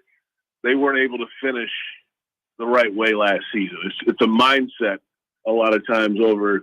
You're going to have the talent that can match for a lot of these teams, but you got to be able to finish those games. JP Shadrick calling college football for Westwood One. He's teaming up with Ryan Harris tonight for Penn State and Purdue on a Westwood One affiliate near you. Follow JP on Twitter at JP Shadrick. But his main gig is pre and post to the Jags. And JP, we've got a lot of people that are sitting there talking about the Jags having this breakout year. What have you seen in camp that would tell these folks that they're on to something? Well, I'll say this, stability. We've talked about that over the months. It feels better. It feels stable. It feels professional. Nobody's running around with their hair on fire. Doug Peterson came in, what was that, February. He was officially announced as the head coach. And not long after that, he had the entire schedule for the entire offseason program, training camp, and the travel schedule for the season, all done once the schedule came out in May. It's all done. And that not necessarily was the case in the last year or so. Stability, professional organization of a team is step one. And then better talent. I mean, they went out and got better, and they got a little deeper, but they got better frontline talent. Guys that can go out, okay, you're going to roll out your starting 11 and be able to hang with most teams. It doesn't feel like there's a big 50 burger coming from a lot of teams now on the other side. So that's step one. The next step moving forward in the years or, year or two to come is building the depth behind that, rolling in waves of defensive linemen and backup players when guys get hurt. That takes a little time to do. They're working on some of that now in the waiver wire and all that. They've added 5 guys in the waiver claim process since the cut. But they just feel like they're a better team in the frontline players, the starting 11 on both sides. And you couldn't say that the last couple of years. They were outgunned before they showed up at the OK Corral.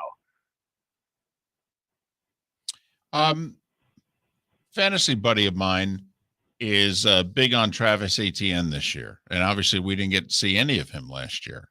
Do you think he plays a big role? Oh, yeah, absolutely. Now, the question is going to be, is James Robinson ready to go? Of course, Robinson's been the featured back, if you will, around here. But, he's coming off an Achilles injury. And once training camp has gone along, Robinson's gait was getting a little better. There was still a little something in Atlanta. He had the non-contact jersey on when they practiced against the Falcons a couple of weeks ago. But he wasn't wearing it on Tuesday at practice. So that's a good step. How many reps, if he's ready to go week one, would he get? I don't know if it's a full load. I'm going to guess he's not ready for that. So, yeah, this is Travis Etienne's gig, at least early in the season. And they're going to use him a few different ways, I think. That's the idea. Doug Peterson's not going to show you all his cards, but they feel like he has the ability to do some of those things, line up sometimes outside. But, he's got the ability to take it the distance.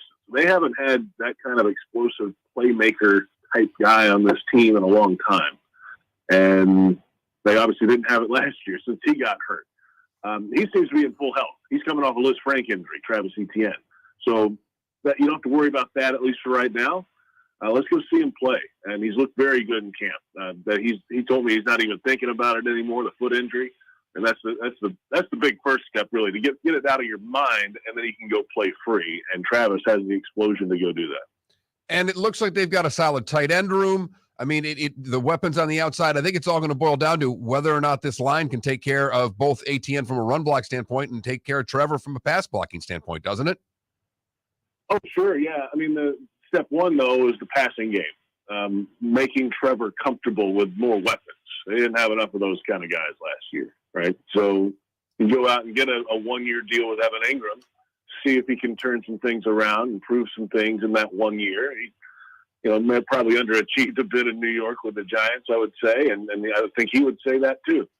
So come here, a different quarterback, different situation. They've got Dan Arnold, another pass-catching type at wide receiver, who both those guys are willing to block at least. You got to do that. Then they have, of course, a run-blocking tight end in Chris Manhurst, who they feel is very strong in that department. So they've got a room they can work with, and that'll open up some things over the middle, and maybe assist that offensive line that's revamped a little bit in the run game also. If I threw 7 as the number, I'll give you 7 and 10 right now. You think Doug Peterson and company sign up for it? For entertainment purposes only, sure.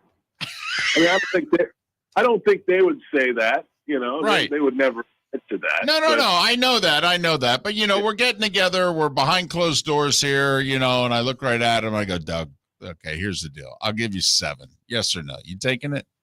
Yes or no? Well, yeah, I mean, this team won 3 games and 4 over the last 2 years combined. So that to 7, it's a pretty big jump. And consider the schedule. I mean, 3 of the first 4 are away. Okay, one of them's in Washington, but whatever. It is away from Jacksonville. And then 4 of the last 6 are away in December. And the AFC West is on the schedule this year. All of them. So, okay, it doesn't look that easy once you start figuring that stuff out. So, if you can get to December, Thanksgiving, somewhere in there with a chance, it's going to be tough in December because those teams are going to really turn it on. And, 7, 8 would be a really good year in my opinion. Yes. Do you think Tennessee repeats in the South, or do you think it's the Colts? The Colts are really good, man. I mean, they were right there. They're going to be, not that you're not motivated anyway, but after what the Jaguars did to them in the last week of the season last season, they'll be ready to make sure it doesn't come down to that again, I think. And they've had so many changes. They got the veteran quarterback. Can he get them over the top? It's tough to pick against Tennessee, though. When they get that run game going with King Henry stiff-arming people 70 yards down the field, that's a tough one to tame. So I'm going to go with Tennessee for right now, with Indy hanging in there and getting in. JP, have a great call tonight. Safe travels. Congratulations on Westwood One recognizing what some of us have known for a while, and just enjoy it, man, and we'll talk soon. Hey, you're very kind, guys. I appreciate being on with you, and thanks for having me. We'll talk to you soon. JP Shadrick calling Penn State Purdue tonight on Westwood One Radio, and he's part of the Jags radio network as well. Follow him on Twitter at JP Shadrick. If I were in JP's shoes, I'd be so fired up, but I wouldn't be nervous at all up until the point when you're listening to Westwood One, brought to you by Rich Munchables. Eat them or we will find you and kill you. The voice. That hurt. Where's my water?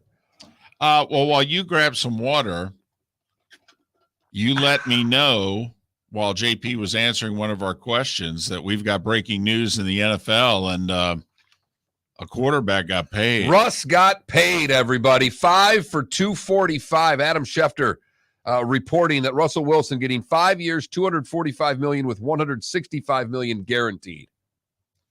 Well, once again, that's a standard contract. It's $49 a year. You know, Aaron Rodgers is over 50, and Deshaun Watson and Kyler Murray were at 46 and 46.1. And so we thought that Russell Wilson would be in between. He's at the upper end of that, so he's at 49. That's number one. Number two, what's the standard contract, Mark? Right around 70%. 70% of guaranteed money for these monster deals. And you do 165 into 245, and you know where you're at? You're at like 68, 69%. And Russ had a couple years left on this current deal, so they've got him for 7 years, of which I'm sure 5 are guaranteed. Oh, he's got 2 left, not one? What I'm reading here from Schefter is that the deal ties Wilson to Denver for a total of 7 years and $296 million. Boy, poor guy will only make $51 million the next 2 years. Broncos country. Let's buy. Well, remember, they were just purchased by the heir to Walmart. So they now have the richest owner in the NFL. And he just showed it. Well, we all knew. I mean, you know, when they made the deal for Russ, they're making the deal knowing full well that they're going to have to pay him to keep him. You're right. But you know what they also did? What he did by paying him this money in the way that he did, he didn't piss off the rest of the owners the way that the Browns pissed off the rest of the owners, signed a big deal. But if you would have guaranteed all of this, it's a way to alienate yourself from a lot of owners quickly, and he did not do that. Well, now we all look at Lamar and the Ravens and go, so. I mean, Russ got 49. You look at Lamar, 47 to 48, right? Times 5, 240. We're willing to guarantee 70% of it. Yes or no, big fella? Miller and Moulton. Lake City, Tampa, St. Pete, Port Charlotte, Venice. Thanks so much for listening. In the 239, the bonus hour's next. Miller and Moulton here for the Clutch Vodka Play of the Day.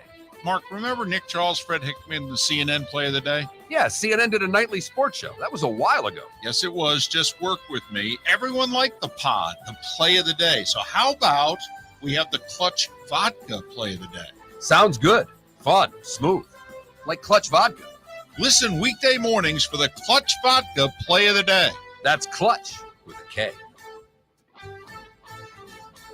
Golfers, are you bored of the same old driving range warm-up routine that's not getting you the results that you want on the course? Power up your golf swing by adding resistance bands to your range sessions with the Orange Whip Golf's Power Strap Kit. Featuring band attachments to your feet and hips, Power Strap resistance training will boost club head speed, increase power, improve flexibility, all with just a few swings. Buy a Power Strap Kit today. Go to orangewhipgolf.com and use code Miller10 to receive an additional 10% off the already great price of $119. David Moulton for Napa, Napa Auto Parts, and Napa Filters. Insist on Napa filters for your vehicles, or if you're a do-it-yourselfer, only buy Napa filters. Napa has a filter for almost anything on earth that moves, whether it's motorcycles, foreign and domestic cars, vans, SUVs, earth-moving equipment. You get the idea. Napa Auto Parts, Napa filters. Insist on them for your vehicles Or if you're a do-it-yourselfer, only buy Napa filters. Mark Miller for SWFL Golf Carts or online, flgolfcarts.com. If you're looking for a golf cart, an e-bike, or an e-motorcycle, go visit Alex and the gang at SWFL Golf Carts. flgolfcarts.com online. Check out their whole inventory. If you're looking for a custom cart, they can take care of you. 2-seater, 4-seater, 6-seater, they've got you covered. E-bikes, nobody better for value and service. E-motorcycles, check them out. Again, flgolfcarts.com, flgolfcarts.com. Miller and Moulton here for the Clutch Vodka Play of the Day. Mark, remember Nick Charles, Fred Hickman, the CNN Play of the Day? Yeah, CNN did a nightly sports show. That was a while ago. Yes, it was. Just work with me. Everyone liked the pod, the Play of the Day. So how about we have the Clutch Vodka Play of the Day? Sounds good. Fun. Smooth. Like Clutch Vodka. Listen weekday mornings for the Clutch Vodka Play of the Day. That's Clutch with a K. Bring your big mouth to John Smith Subs and indulge in their overstuffed subs with the freshest quality ingredients. Enjoy our famous steak bomb with perfectly grilled marinated sirloin steak topped with provolone cheese, grilled onions, peppers, mushrooms, crispy bacon, juicy tomatoes, and creamy mayo. Boom! Made-to-order crispy fries can be paired with the Gator, the Cuban, the Chicken Bomb, or the Italian. Love local. Eat delicious with John Smith Subs. Find a John Smith Subs location near you today. You were listening to Miller and Moulton on the Florida Sports Network.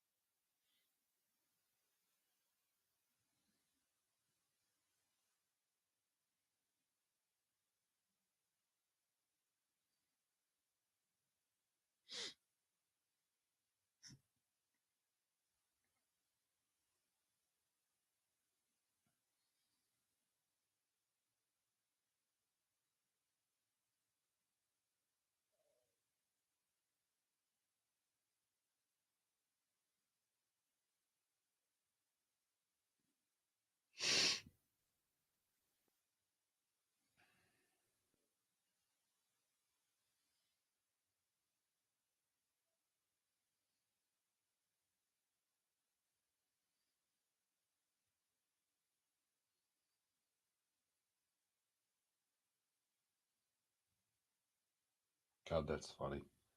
Paulie, the producer of the Dan Patrick Show, just saw a host on a TV reading breaking news off their computer screen, and they said, literally hot off the presses.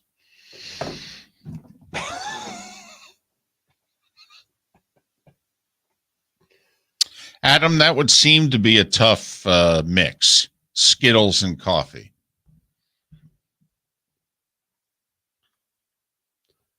Skittles or Starburst? Poll question or? Oh, it could be.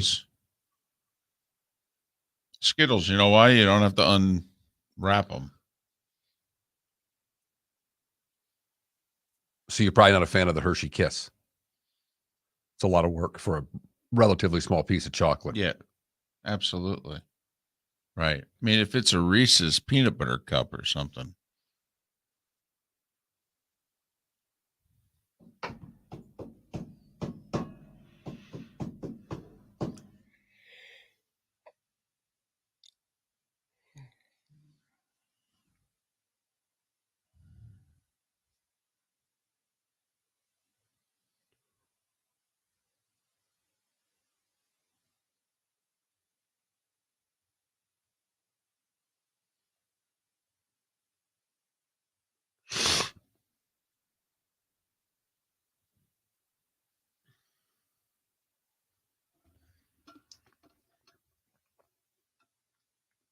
Did the Broncos trade for Peyton Manning, or did they just acquire him? They signed him as a free agent.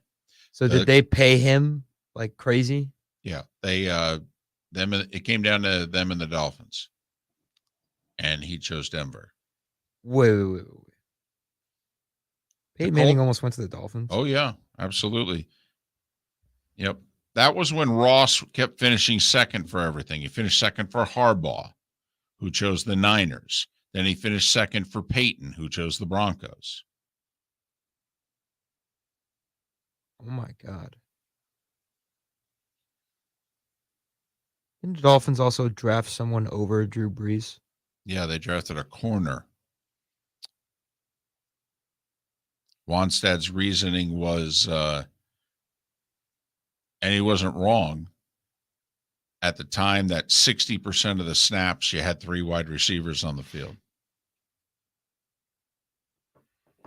And so they had Surtain and Madison, but they wanted a third corner. But Damn. yes, We're coming back. and then they could have signed him.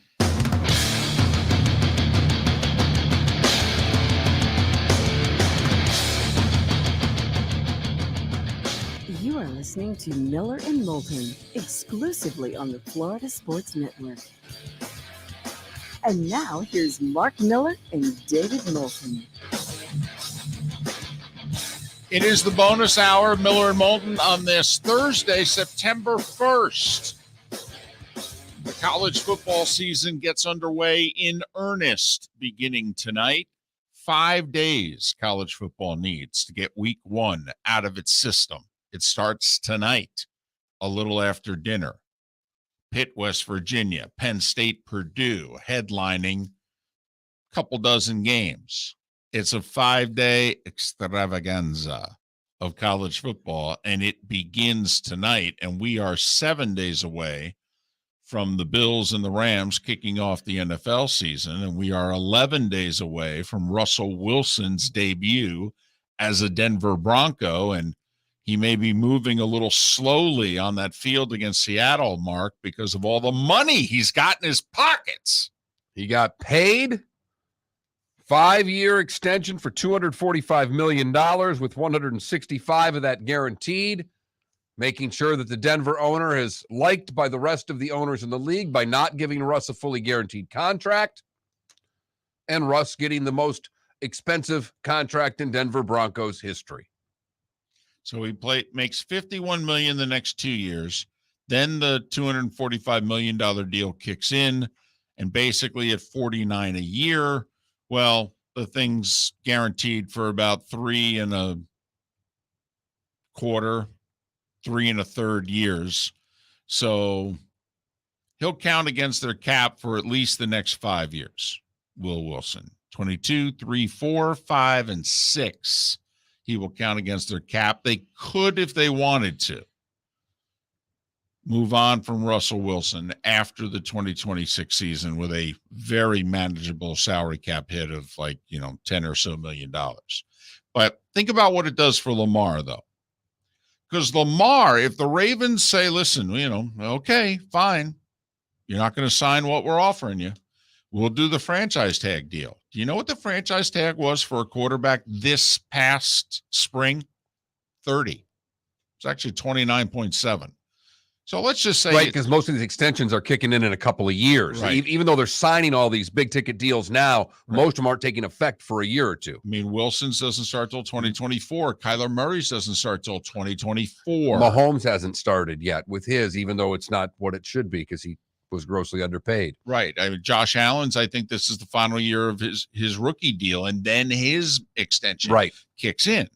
So right now you're like, oh my goodness. I mean, that's less than Cousins and Tannehill are making. But let's just say it goes up. And let's just say they got to pay him $70 million after this year. For averages 35 for 2 years. So you go 35 and 35, that's 70.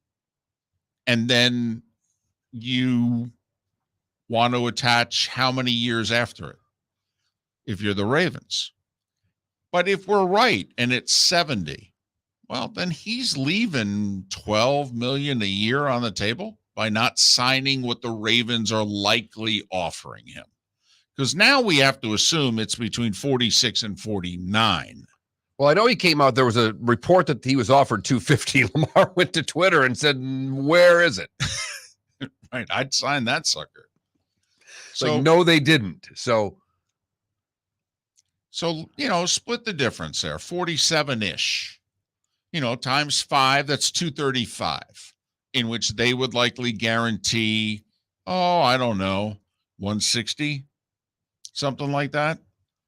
And for whatever reason, that's not enough. And so they could say to Lamar, hey, if we do this franchise tag thing, you're going to lose $12 million a year for 2 years. You're going to lose $24 million. And how much more money you think you're going to get from us or anybody else afterwards? Well, particularly, think about it this way. If you're Lamar, you only have to play there, one more year, and then the fully guaranteed part's done. So it's 3 years. He'd be making ridiculously more money than the 2 franchise tags. Right. I mean, because if that 165 is guaranteed, or 155, whatever the number is, that's twice as much money guaranteed than the 2 franchise deals. Absolutely. For a guy who runs around, I know you don't plan on getting hurt, and I know you can't play that way. So I could see now where you're the Ravens, you're like, listen, it can kick in beginning next year. All right, so you don't have to wait 2 more years for it. We do franchise tag, whether you're getting it from us or anybody else. You've lost $12 million a year for 2 years. You've left $24 million on the table. And a lot can go wrong in the next 3 seasons, by the way.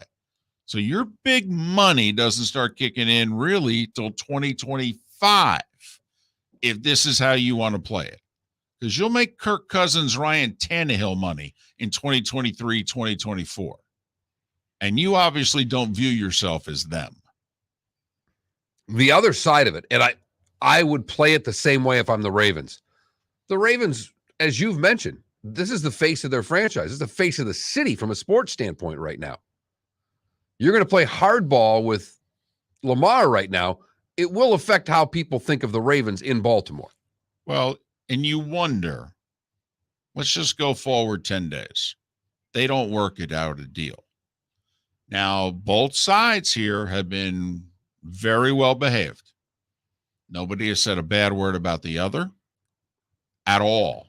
In fact, they've been exactly the opposite. No, Lamar's done 2 things. One was answering the tweet that said, no, they didn't offer that, and liking a tweet of him in a Dolphins jersey. He did do that. Yes.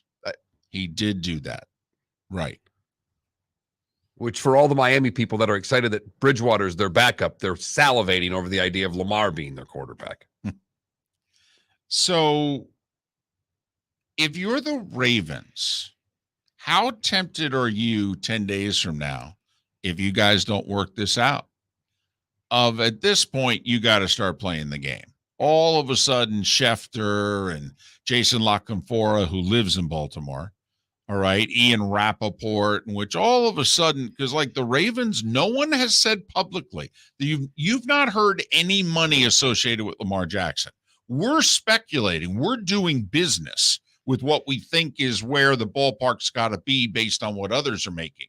You haven't heard a penny mentioned from Lamar's camp or from the Ravens as to how the negotiations are going. Don't you think, Mark, the Ravens come opening day, if they don't have a deal, have got to leak it out and go, well, here's what we offered him? Because the fan base is going to be like, why isn't he signed? And at that point, you've got to go, well, because he turned down blank. Well, what you're going to say you turned down, because Russ has already disputed the 250 number that's out there.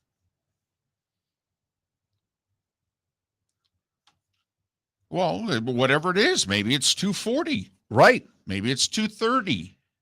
Whatever it is. And when it's less than what Kyler Murray's getting, Lamar. Well, I have to admit, if the Ravens really are offering him less than Kyler Murray's extension, then I think most people can understand why he's saying no, which is why I think that they are offering him.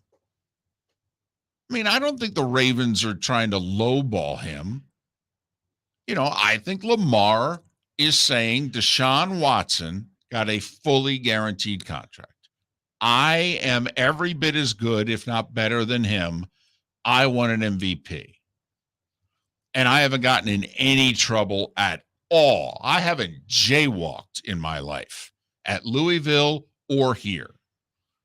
So you think Lamar's not signing anything that's not a guaranteed contract? I think that's the holdup, is the structure of the contract. I can't imagine there's a huge difference on the value of the contract. Maybe Lamar's asking for 50 a year and the Ravens are at 47 and change. But But it's whether it's 4 years, and I wonder, most of these contracts are 70% guaranteed. I wonder if they split the difference and it gets to, essentially 4 years being guaranteed. Well, exactly right. 80%, which they say. And that's the thing where if you're the Ravens and you can't work out a deal, do you go public and go, well, here's the deal. We offered them 5 for $240 and we guaranteed $185 of it. We guaranteed like 87 or, 80% of the contract, basically 78% of the contract. And we offered him the third highest AAV of any quarterback out there. We offered him more per year than Mahomes got from Kansas City. And he said, no, what do you want us to do? I understand your point.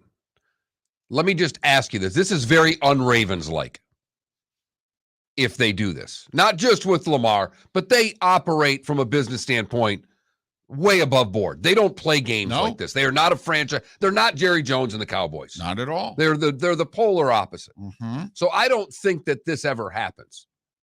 But it would be fascinating if it does. I can't see them going public with what the offer is. I can't. Denver just signed Russell Wilson. If I'm telling you, though, the Ravens fan base is going to be looking at the franchise going, what the heck? Arizona signed Kyler Murray. I mean, Cleveland signed Deshaun Watson, for goodness sakes. Denver signed Russell Wilson. What's the deal? How come you can't get the quarterback signed? Everybody else can get the quarterback signed. Why can't you? Chiefs had no problems with Mahomes. Bills had no problems with Josh Allen. What's the deal? What's the holdup? Well, how come we may lose our franchise quarterback? I mean, there's no other story in the city. No, there's not. Now, you and I both think Baltimore is going to win that division. And if they're winning, it will even become that much more of a problem. I mean, this is actually one where success creates more of a problem by not signing him. If he gets hurt, if they're bad, hell, franchise him twice. Fan base is going to be behind you.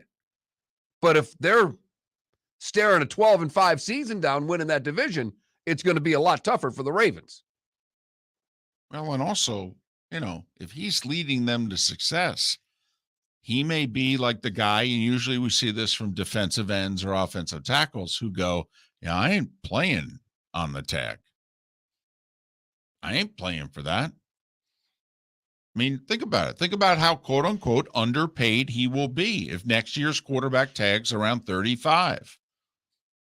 He's like, I ain't playing for 35. You kidding me?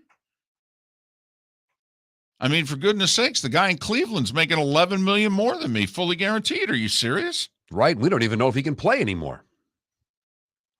So I do think the Russell Wilson deal turned the stove up another 50 degrees, I think. We were simmering at 350. I think we're at 400 now in Baltimore.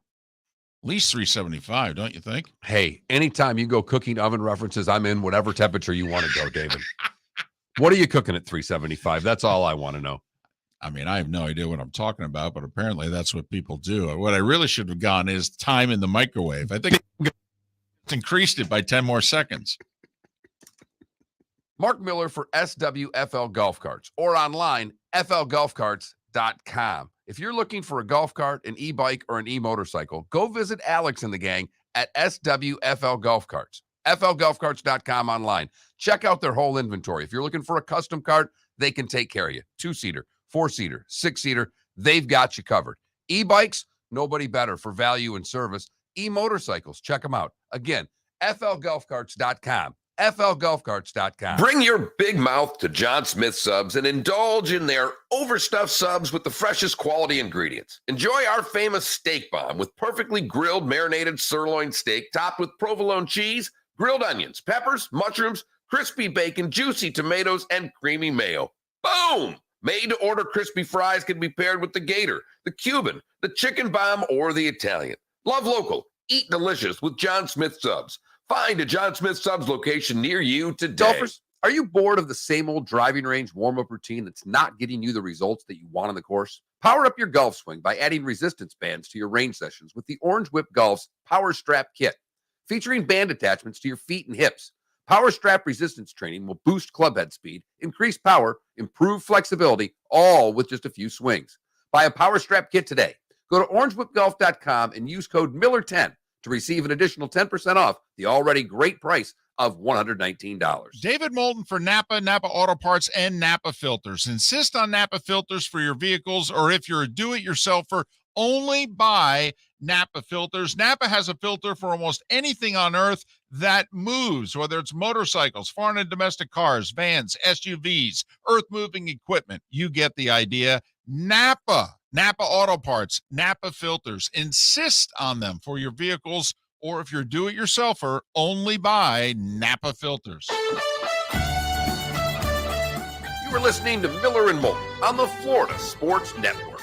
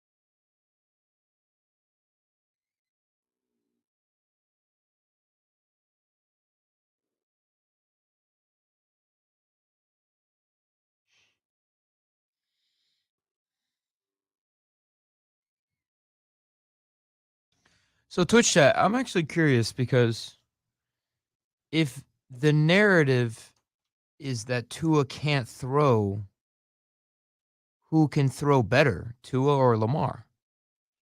Because Lamar can't throw either. I mean, according to you guys.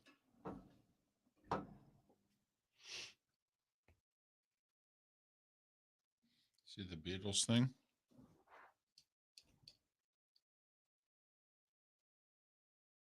That was yesterday. 1 day ago. No, sorry. I had it. He and Yoko played a show. He left London today or yesterday for the final time. My God, I would do anything for Lamar Jackson Why? on the Dolphins. Oh my gosh.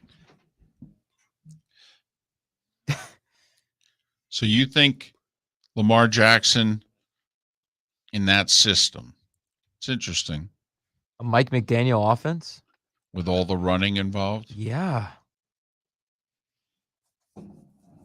Imagine if Debo could throw the ball. Tell you what, though. Don't know if Tyreek might be going, hey. Exactly. Throw me the ball. I'm not blocking anybody. Ever. He'll still get his targets. The old reliable. The old deep ball to Tyreek. Well, that is true. Lamar likes to go deep. Hell, he went deep plenty of times with Hollywood Brown. And Hollywood Brown dropped him. And Hollywood Brown wanted out. Hollywood Brown is overrated. Didn't want to play with him. He drops a lot of passes. Didn't want to play with him. So you think Hill and Waddle are going to want to play with him? I think Hill and Waddle are better than.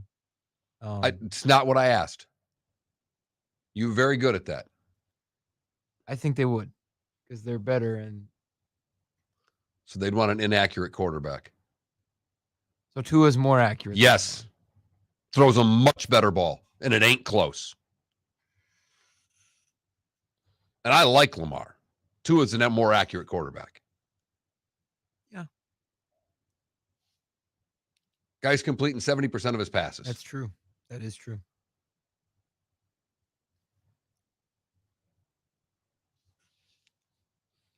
Yeah, it's not really a West Coast offense that struck. It's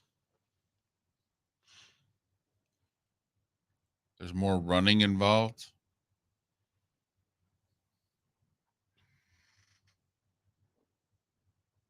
I think the Ravens win the North. They're finally healthy. Knock on wood. Yeah, right. Exactly for today. Although Dobbins isn't healthy. Stanley just came off PUP. Don't know if he's really healthy. Dobbins will play week 1, though. I don't know. Did you see him do the drill yesterday? No. He did the drill and the agility drill, and then he limped away from it. Do they still have Gus Edwards? I don't know. Yes, I believe so. Yeah. I think that they kept him on the roster instead of pupping him because they think he'll be.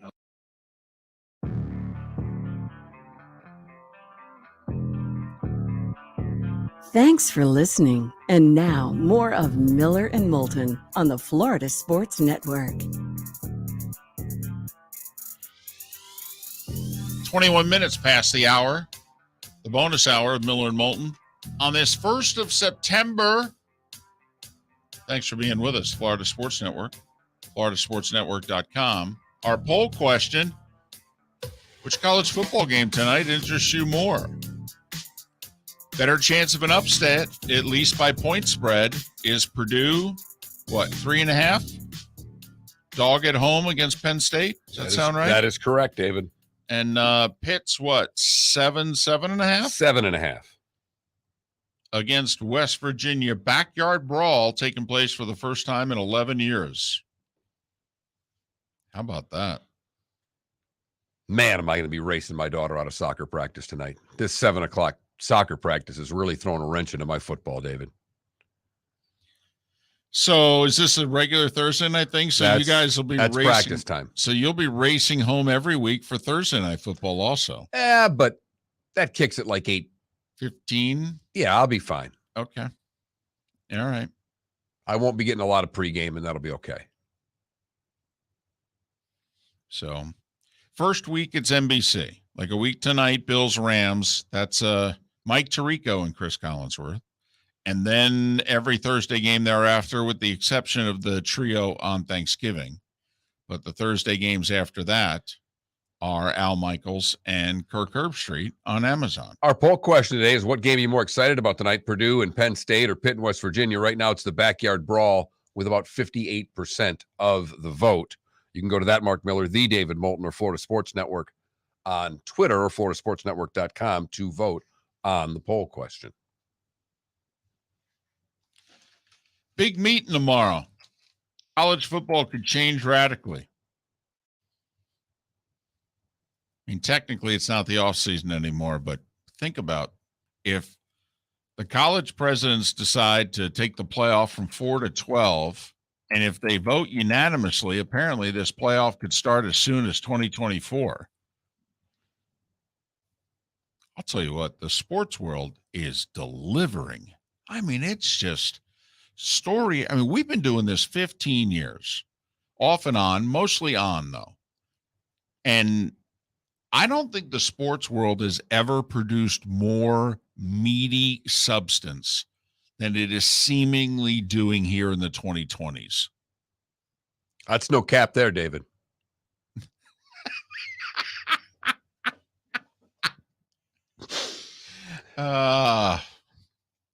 You are the trendy one on the show.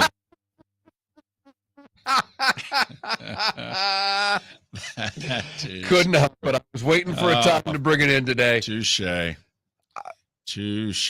What do you think? What does your gut tell you about these presidents' meeting? Do you think we're going to have a college football playoff with 12 teams that begins in 2024 or 2026?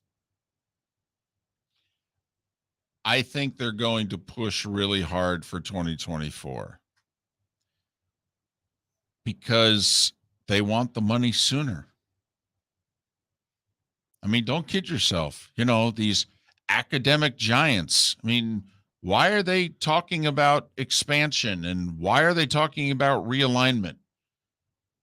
Why is it they want to do what they're doing? It's not for the academic welfare of their student athletes. It's for the money. It's all about The money. And university presidents are looking at conference expansion the way that Major League Baseball owners are looking at the expansion fees that they get to prop the bottom line up. And that's it's staggeringly crazy to me that university presidents have made this type of shift. Really, because they were the ones, it was the ADs that wanted the money. It was the academians, David, that were holding on to this student athlete to right. The conference commissioners wanted it, right, but not the university presidents. And they apparently have unanimity. They unanimously, they know what they want.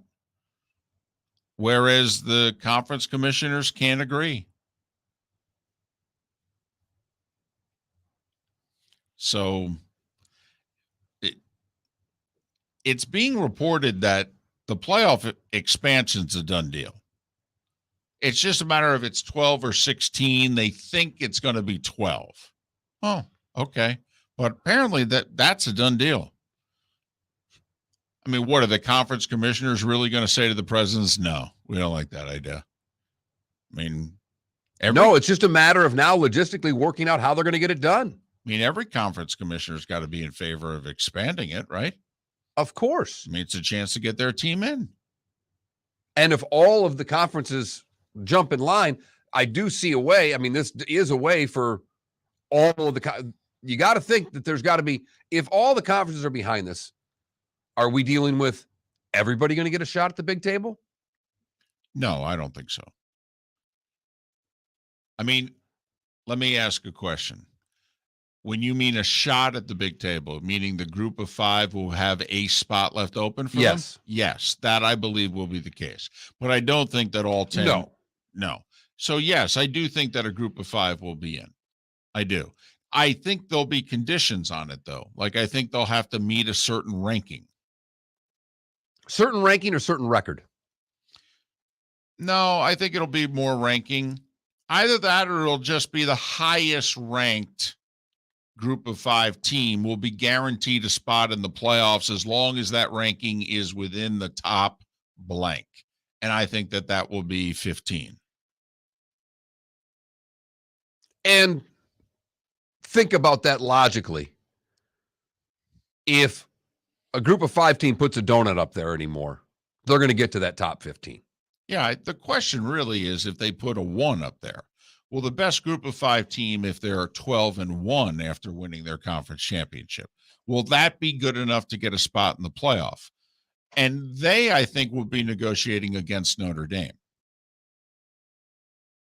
And which is like, hey, now, Notre Dame counts as a Power 5. You can't take them, push them to the side, and then we lose out to Notre Dame 7 out of 10 years. No.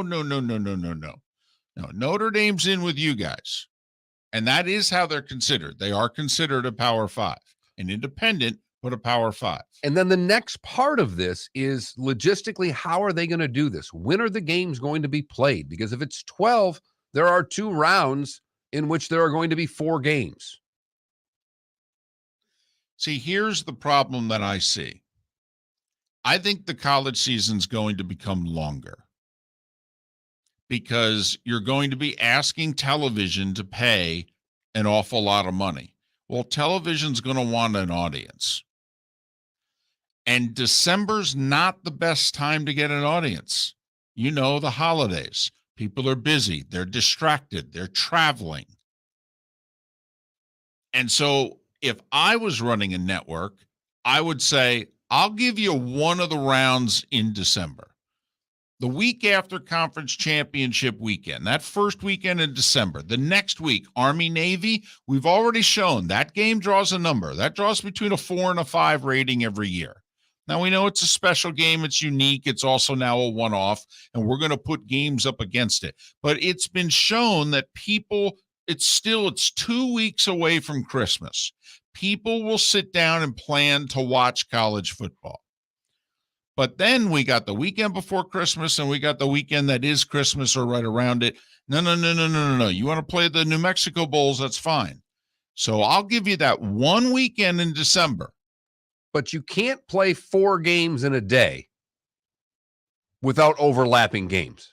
It doesn't work in the college time limits. So in terms of like an all-day New Year's Day, I mean, I guess you could go, you could try to go noon, 3:30, 7, but then one of the games started at 10 o'clock. I think what they'll do is they'll put one game on New Year's Eve. But I'm even talking about that December weekend you're talking about. You still have 4 games. I know. So you do 1 on Friday night and 3 on Saturday? Yes. I do. Much like they do conference championships, Pac-12 plays usually Friday night. And then the rest, get played on Saturday. So that's how I think it will time out. Army-Navy weekend will become the first round games, and then everything else will be January. Miller and Moulton here for the Clutch Vodka Play of the Day. Mark, remember Nick Charles, Fred Hickman, the CNN Play of the Day? Yeah, CNN did a nightly sports show. That was a while ago. Yes, it was. Just work with me. Everyone liked the pod, the Play of the Day. So how about we have the Clutch Vodka Play of the Day?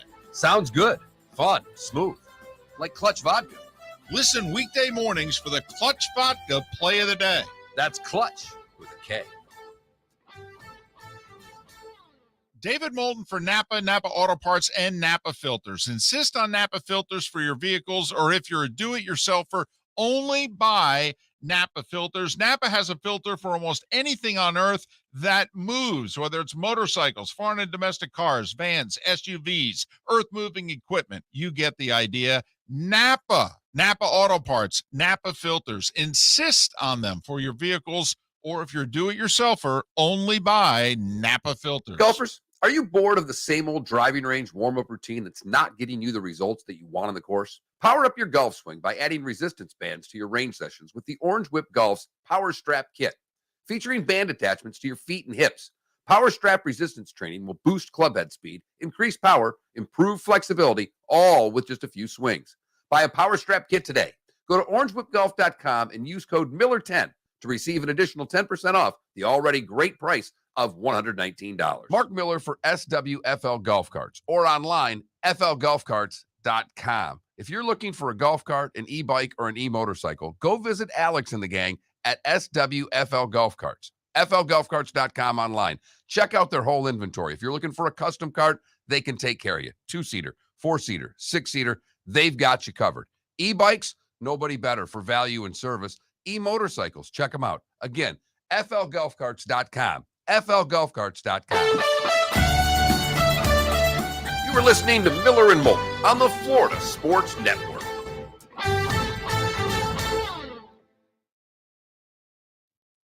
Give each team 9 days. Gives fan bases time to travel. It's a good television night.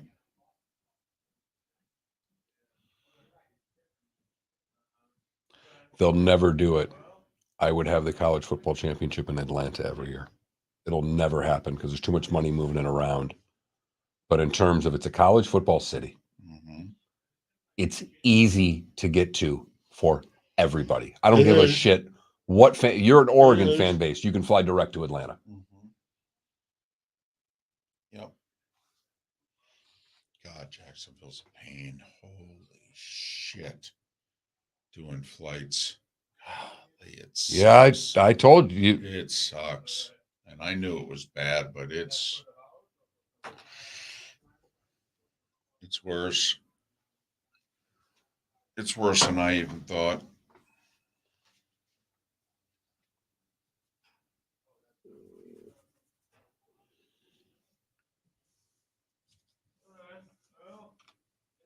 I'm going to have to sneak out of 2 weeks, 3 weeks from now. I'm going to have to sneak out of this segment when I'm in Philly. I have an 11:15, and if I can't make the 11:15, I won't get home till 11, 12 o'clock at night. It's just a disaster.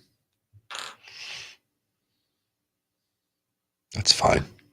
Who gives a shit? It's the bonus hour. No, I'm just saying. I mean, I've never done it before, and I don't like to do it. I know. But I figured, it's the fun Call segment. in. Do it on the phone. Well, I'll be driving.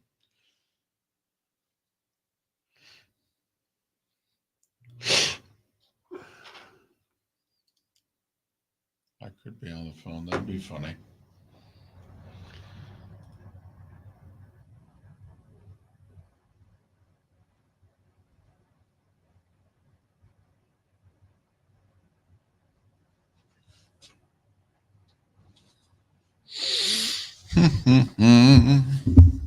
I just found something interesting, and it could be a testament. What to, is it?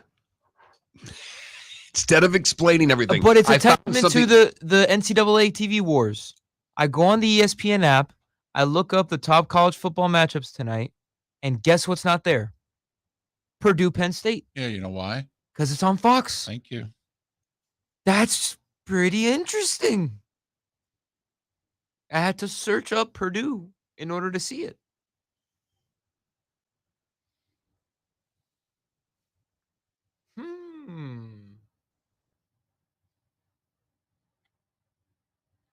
But now I'm confused because didn't Disney buy Fox? No. No. Or didn't they buy 20th Century Fox? No. You're thinking of the RSNs. Okay. Yes, 20th Century Fox. Okay, and the RSNs were not included in the deal. Okay, those had to be sold independently.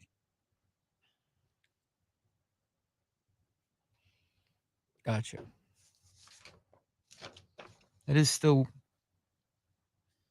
ESPN, man. Right. The news channels and the sports channels were not part of the deal. Gotcha.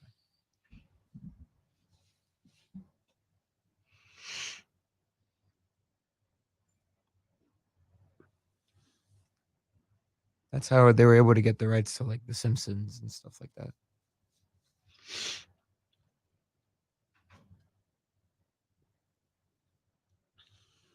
That's fascinating.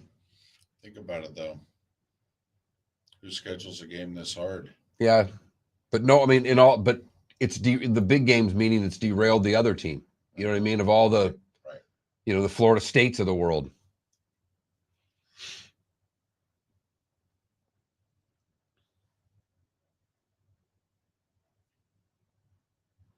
Is that Pittsburgh? Yes, it is.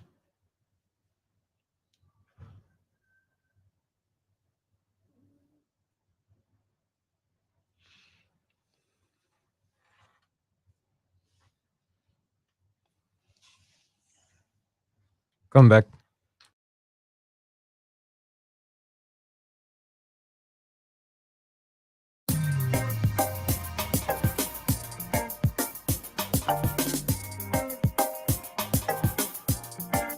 Welcome back to Miller and Moulton, only on the Florida Sports Network.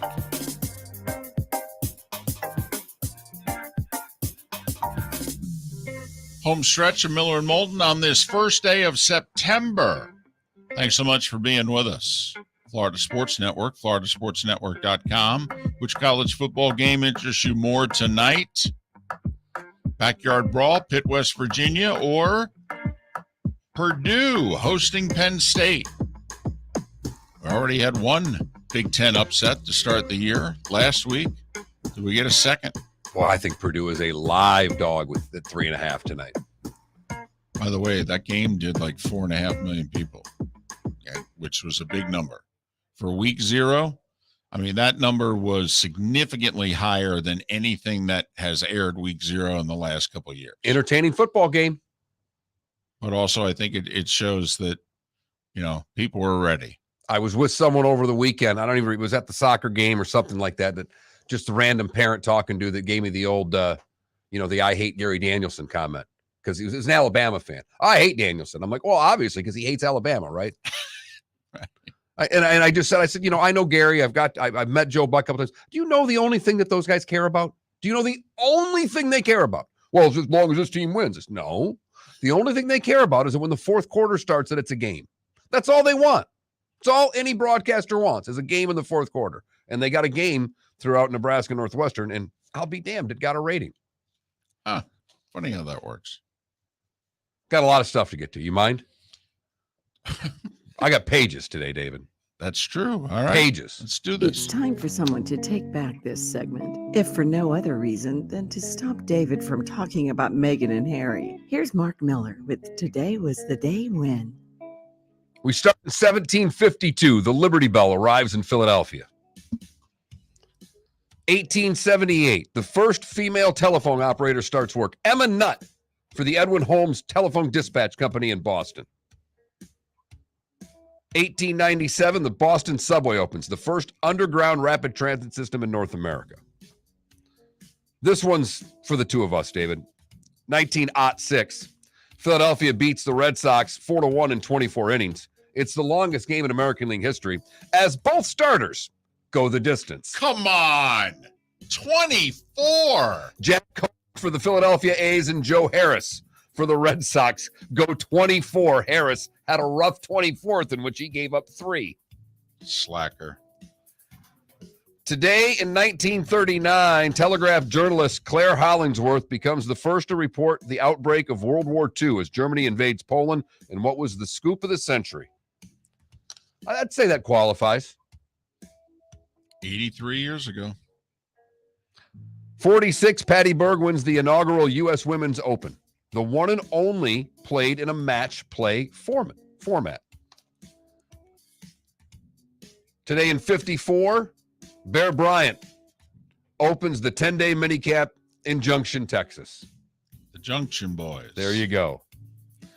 1971, the Pirates start what is believed to be the first all-black lineup, including several Latinos in MLB history. They would win 10-7 over the Phillies.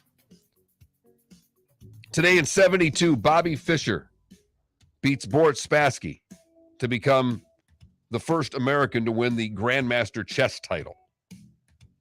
73, Foreman in his first defense of his heavyweight title wins.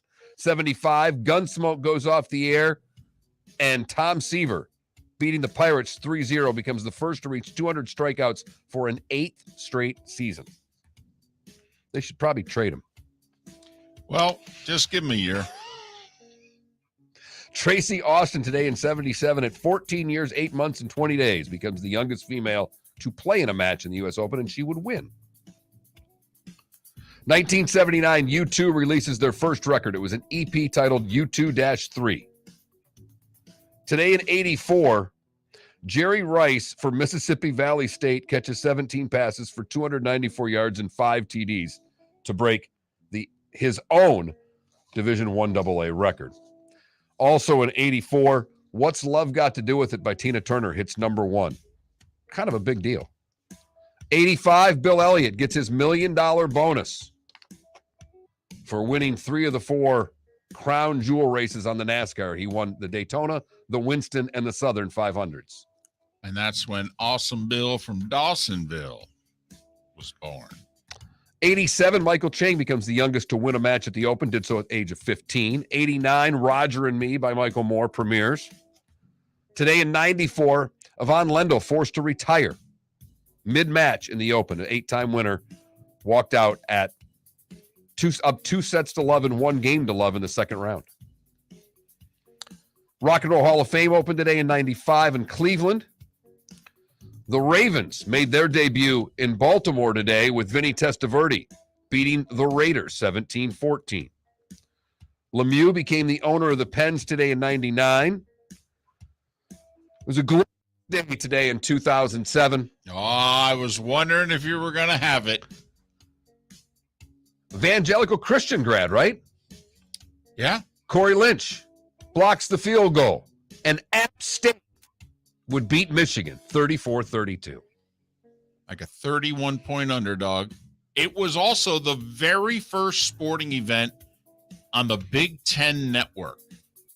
Michigan had nearly played for the national title the year before. At home, App State, Corey Lynch blocked the field goal. 4 years ago, Aretha's funeral was held in Detroit. A procession of 140 pink Cadillacs led the way. She had 3 wardrobe changes while being dead. That's a diva. Okay? All right? Mariah. All right? Taylor.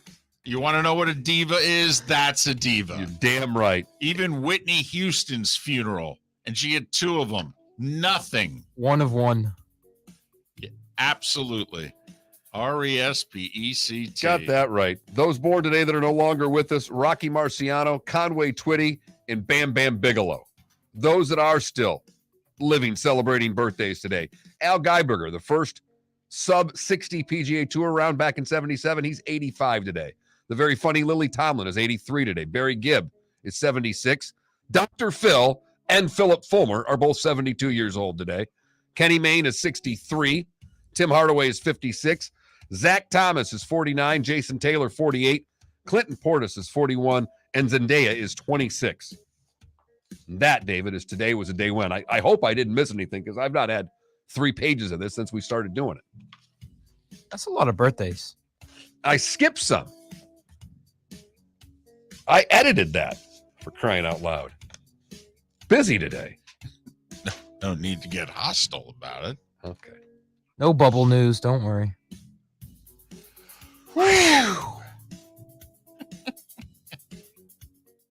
You've heard folks elsewhere mock Florida is gonna Florida. Well, Mark Miller sees it differently. He calls it the good, the bad, and the ugly. What you got, Mark? I'm going to be honest that this good could be the good, the bad, or the ugly, but I'm going to make it the good because if he likes it, then we all should like him for it. John Healy makes his living as a salesman here in Fort Myers, but he performed at the World Air Guitar Championships in Finland and finished 19th, and he's going for gold in air guitar, and he's one of our own, David. He's a Fort Myers resident. I just want to know his practice schedule. I want to know the routine.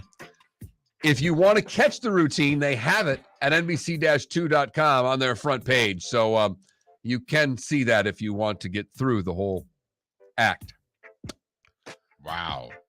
For the benefit of North Fort Myers, where Jonathan Curtis was getting pulled over when he threw 2 baggies into the woods. Never a good idea to throw your baggies into the woods when the police are right behind you. It was crystal meth, and he's going to go away. Hopefully for him, he actually goes to a judge in Seminole County, though, because the ugly is Judge Wayne Culver. He is being disciplined for some different bench behavior. Apparently, there's video of him cursing at a defendant. He is heard saying to the defendant, "Can you shut up and sit down?" When the defendant keeps talking, he says, "That's not shutting up." Finishes it with, "Do you want to be held in contempt and go to jail? I asked you a blanking question, blank." Did I mention he was the judge? Tell you what, I don't need Judge Judy, but I do need some of Judge Wayne Culver. That would be fascinating. Man, he went all McEnroe there. Answer the question! You jerk!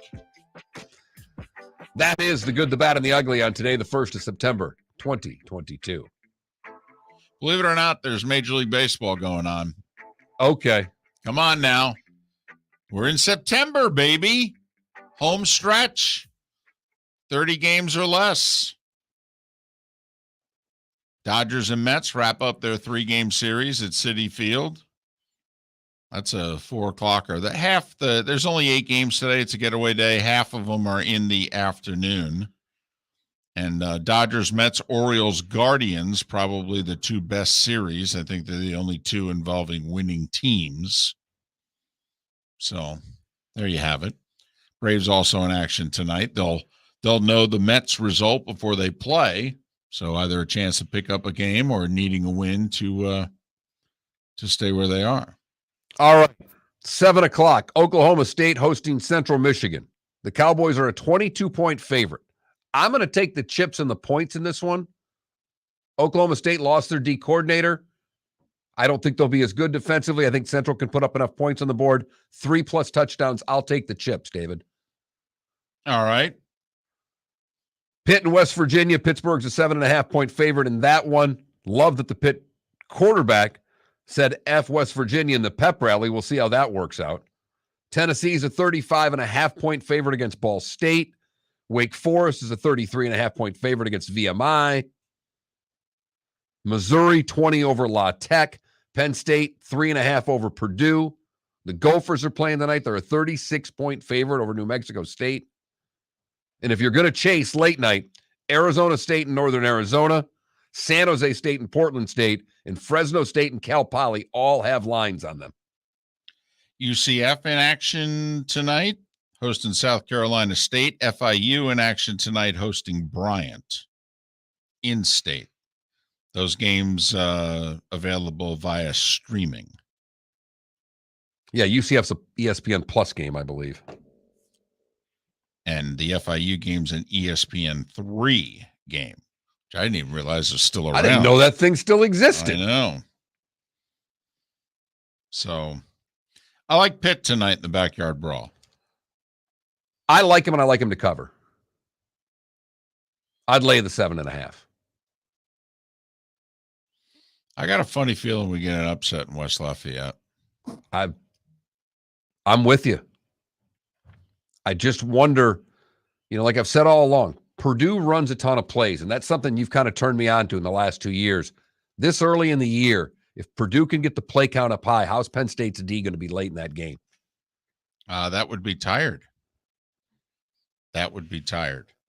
So, college football tonight.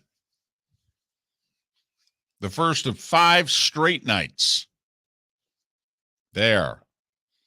And you take a couple days to catch your breath, and we do Bills, Rams, and, that whole NFL thing gets underway. It's kind of a monster. So take a night. Although, if you're interested, Serena and Venus play doubles tonight, and then that's followed with Rafa. Did you hear him, by the way, take on McEnroe? Because McEnroe's been all over Rafa for how long he takes and how they don't enforce the 25-second thing. And Rafa basically said, that's BS. That's absolute BS. He goes, and besides, I'm not doing it strategically or what have you. He goes, this year they've moved the towels, and the ball boys and ball girls don't give us the towels anymore. So we all have to walk further to towel off. He goes, and I sweat, and I have my whole career. And he goes, so, I'm dribbling that ball as the clock's winding down. And he said, I'm going to go talk to McEnroe about this. I'm fed up. I'm tired of it. Yeah. Rafa, you're a human rain delay out there. Well, I was going to wherever the towels are. You could have a towel draped on your neck and you'd take a long time.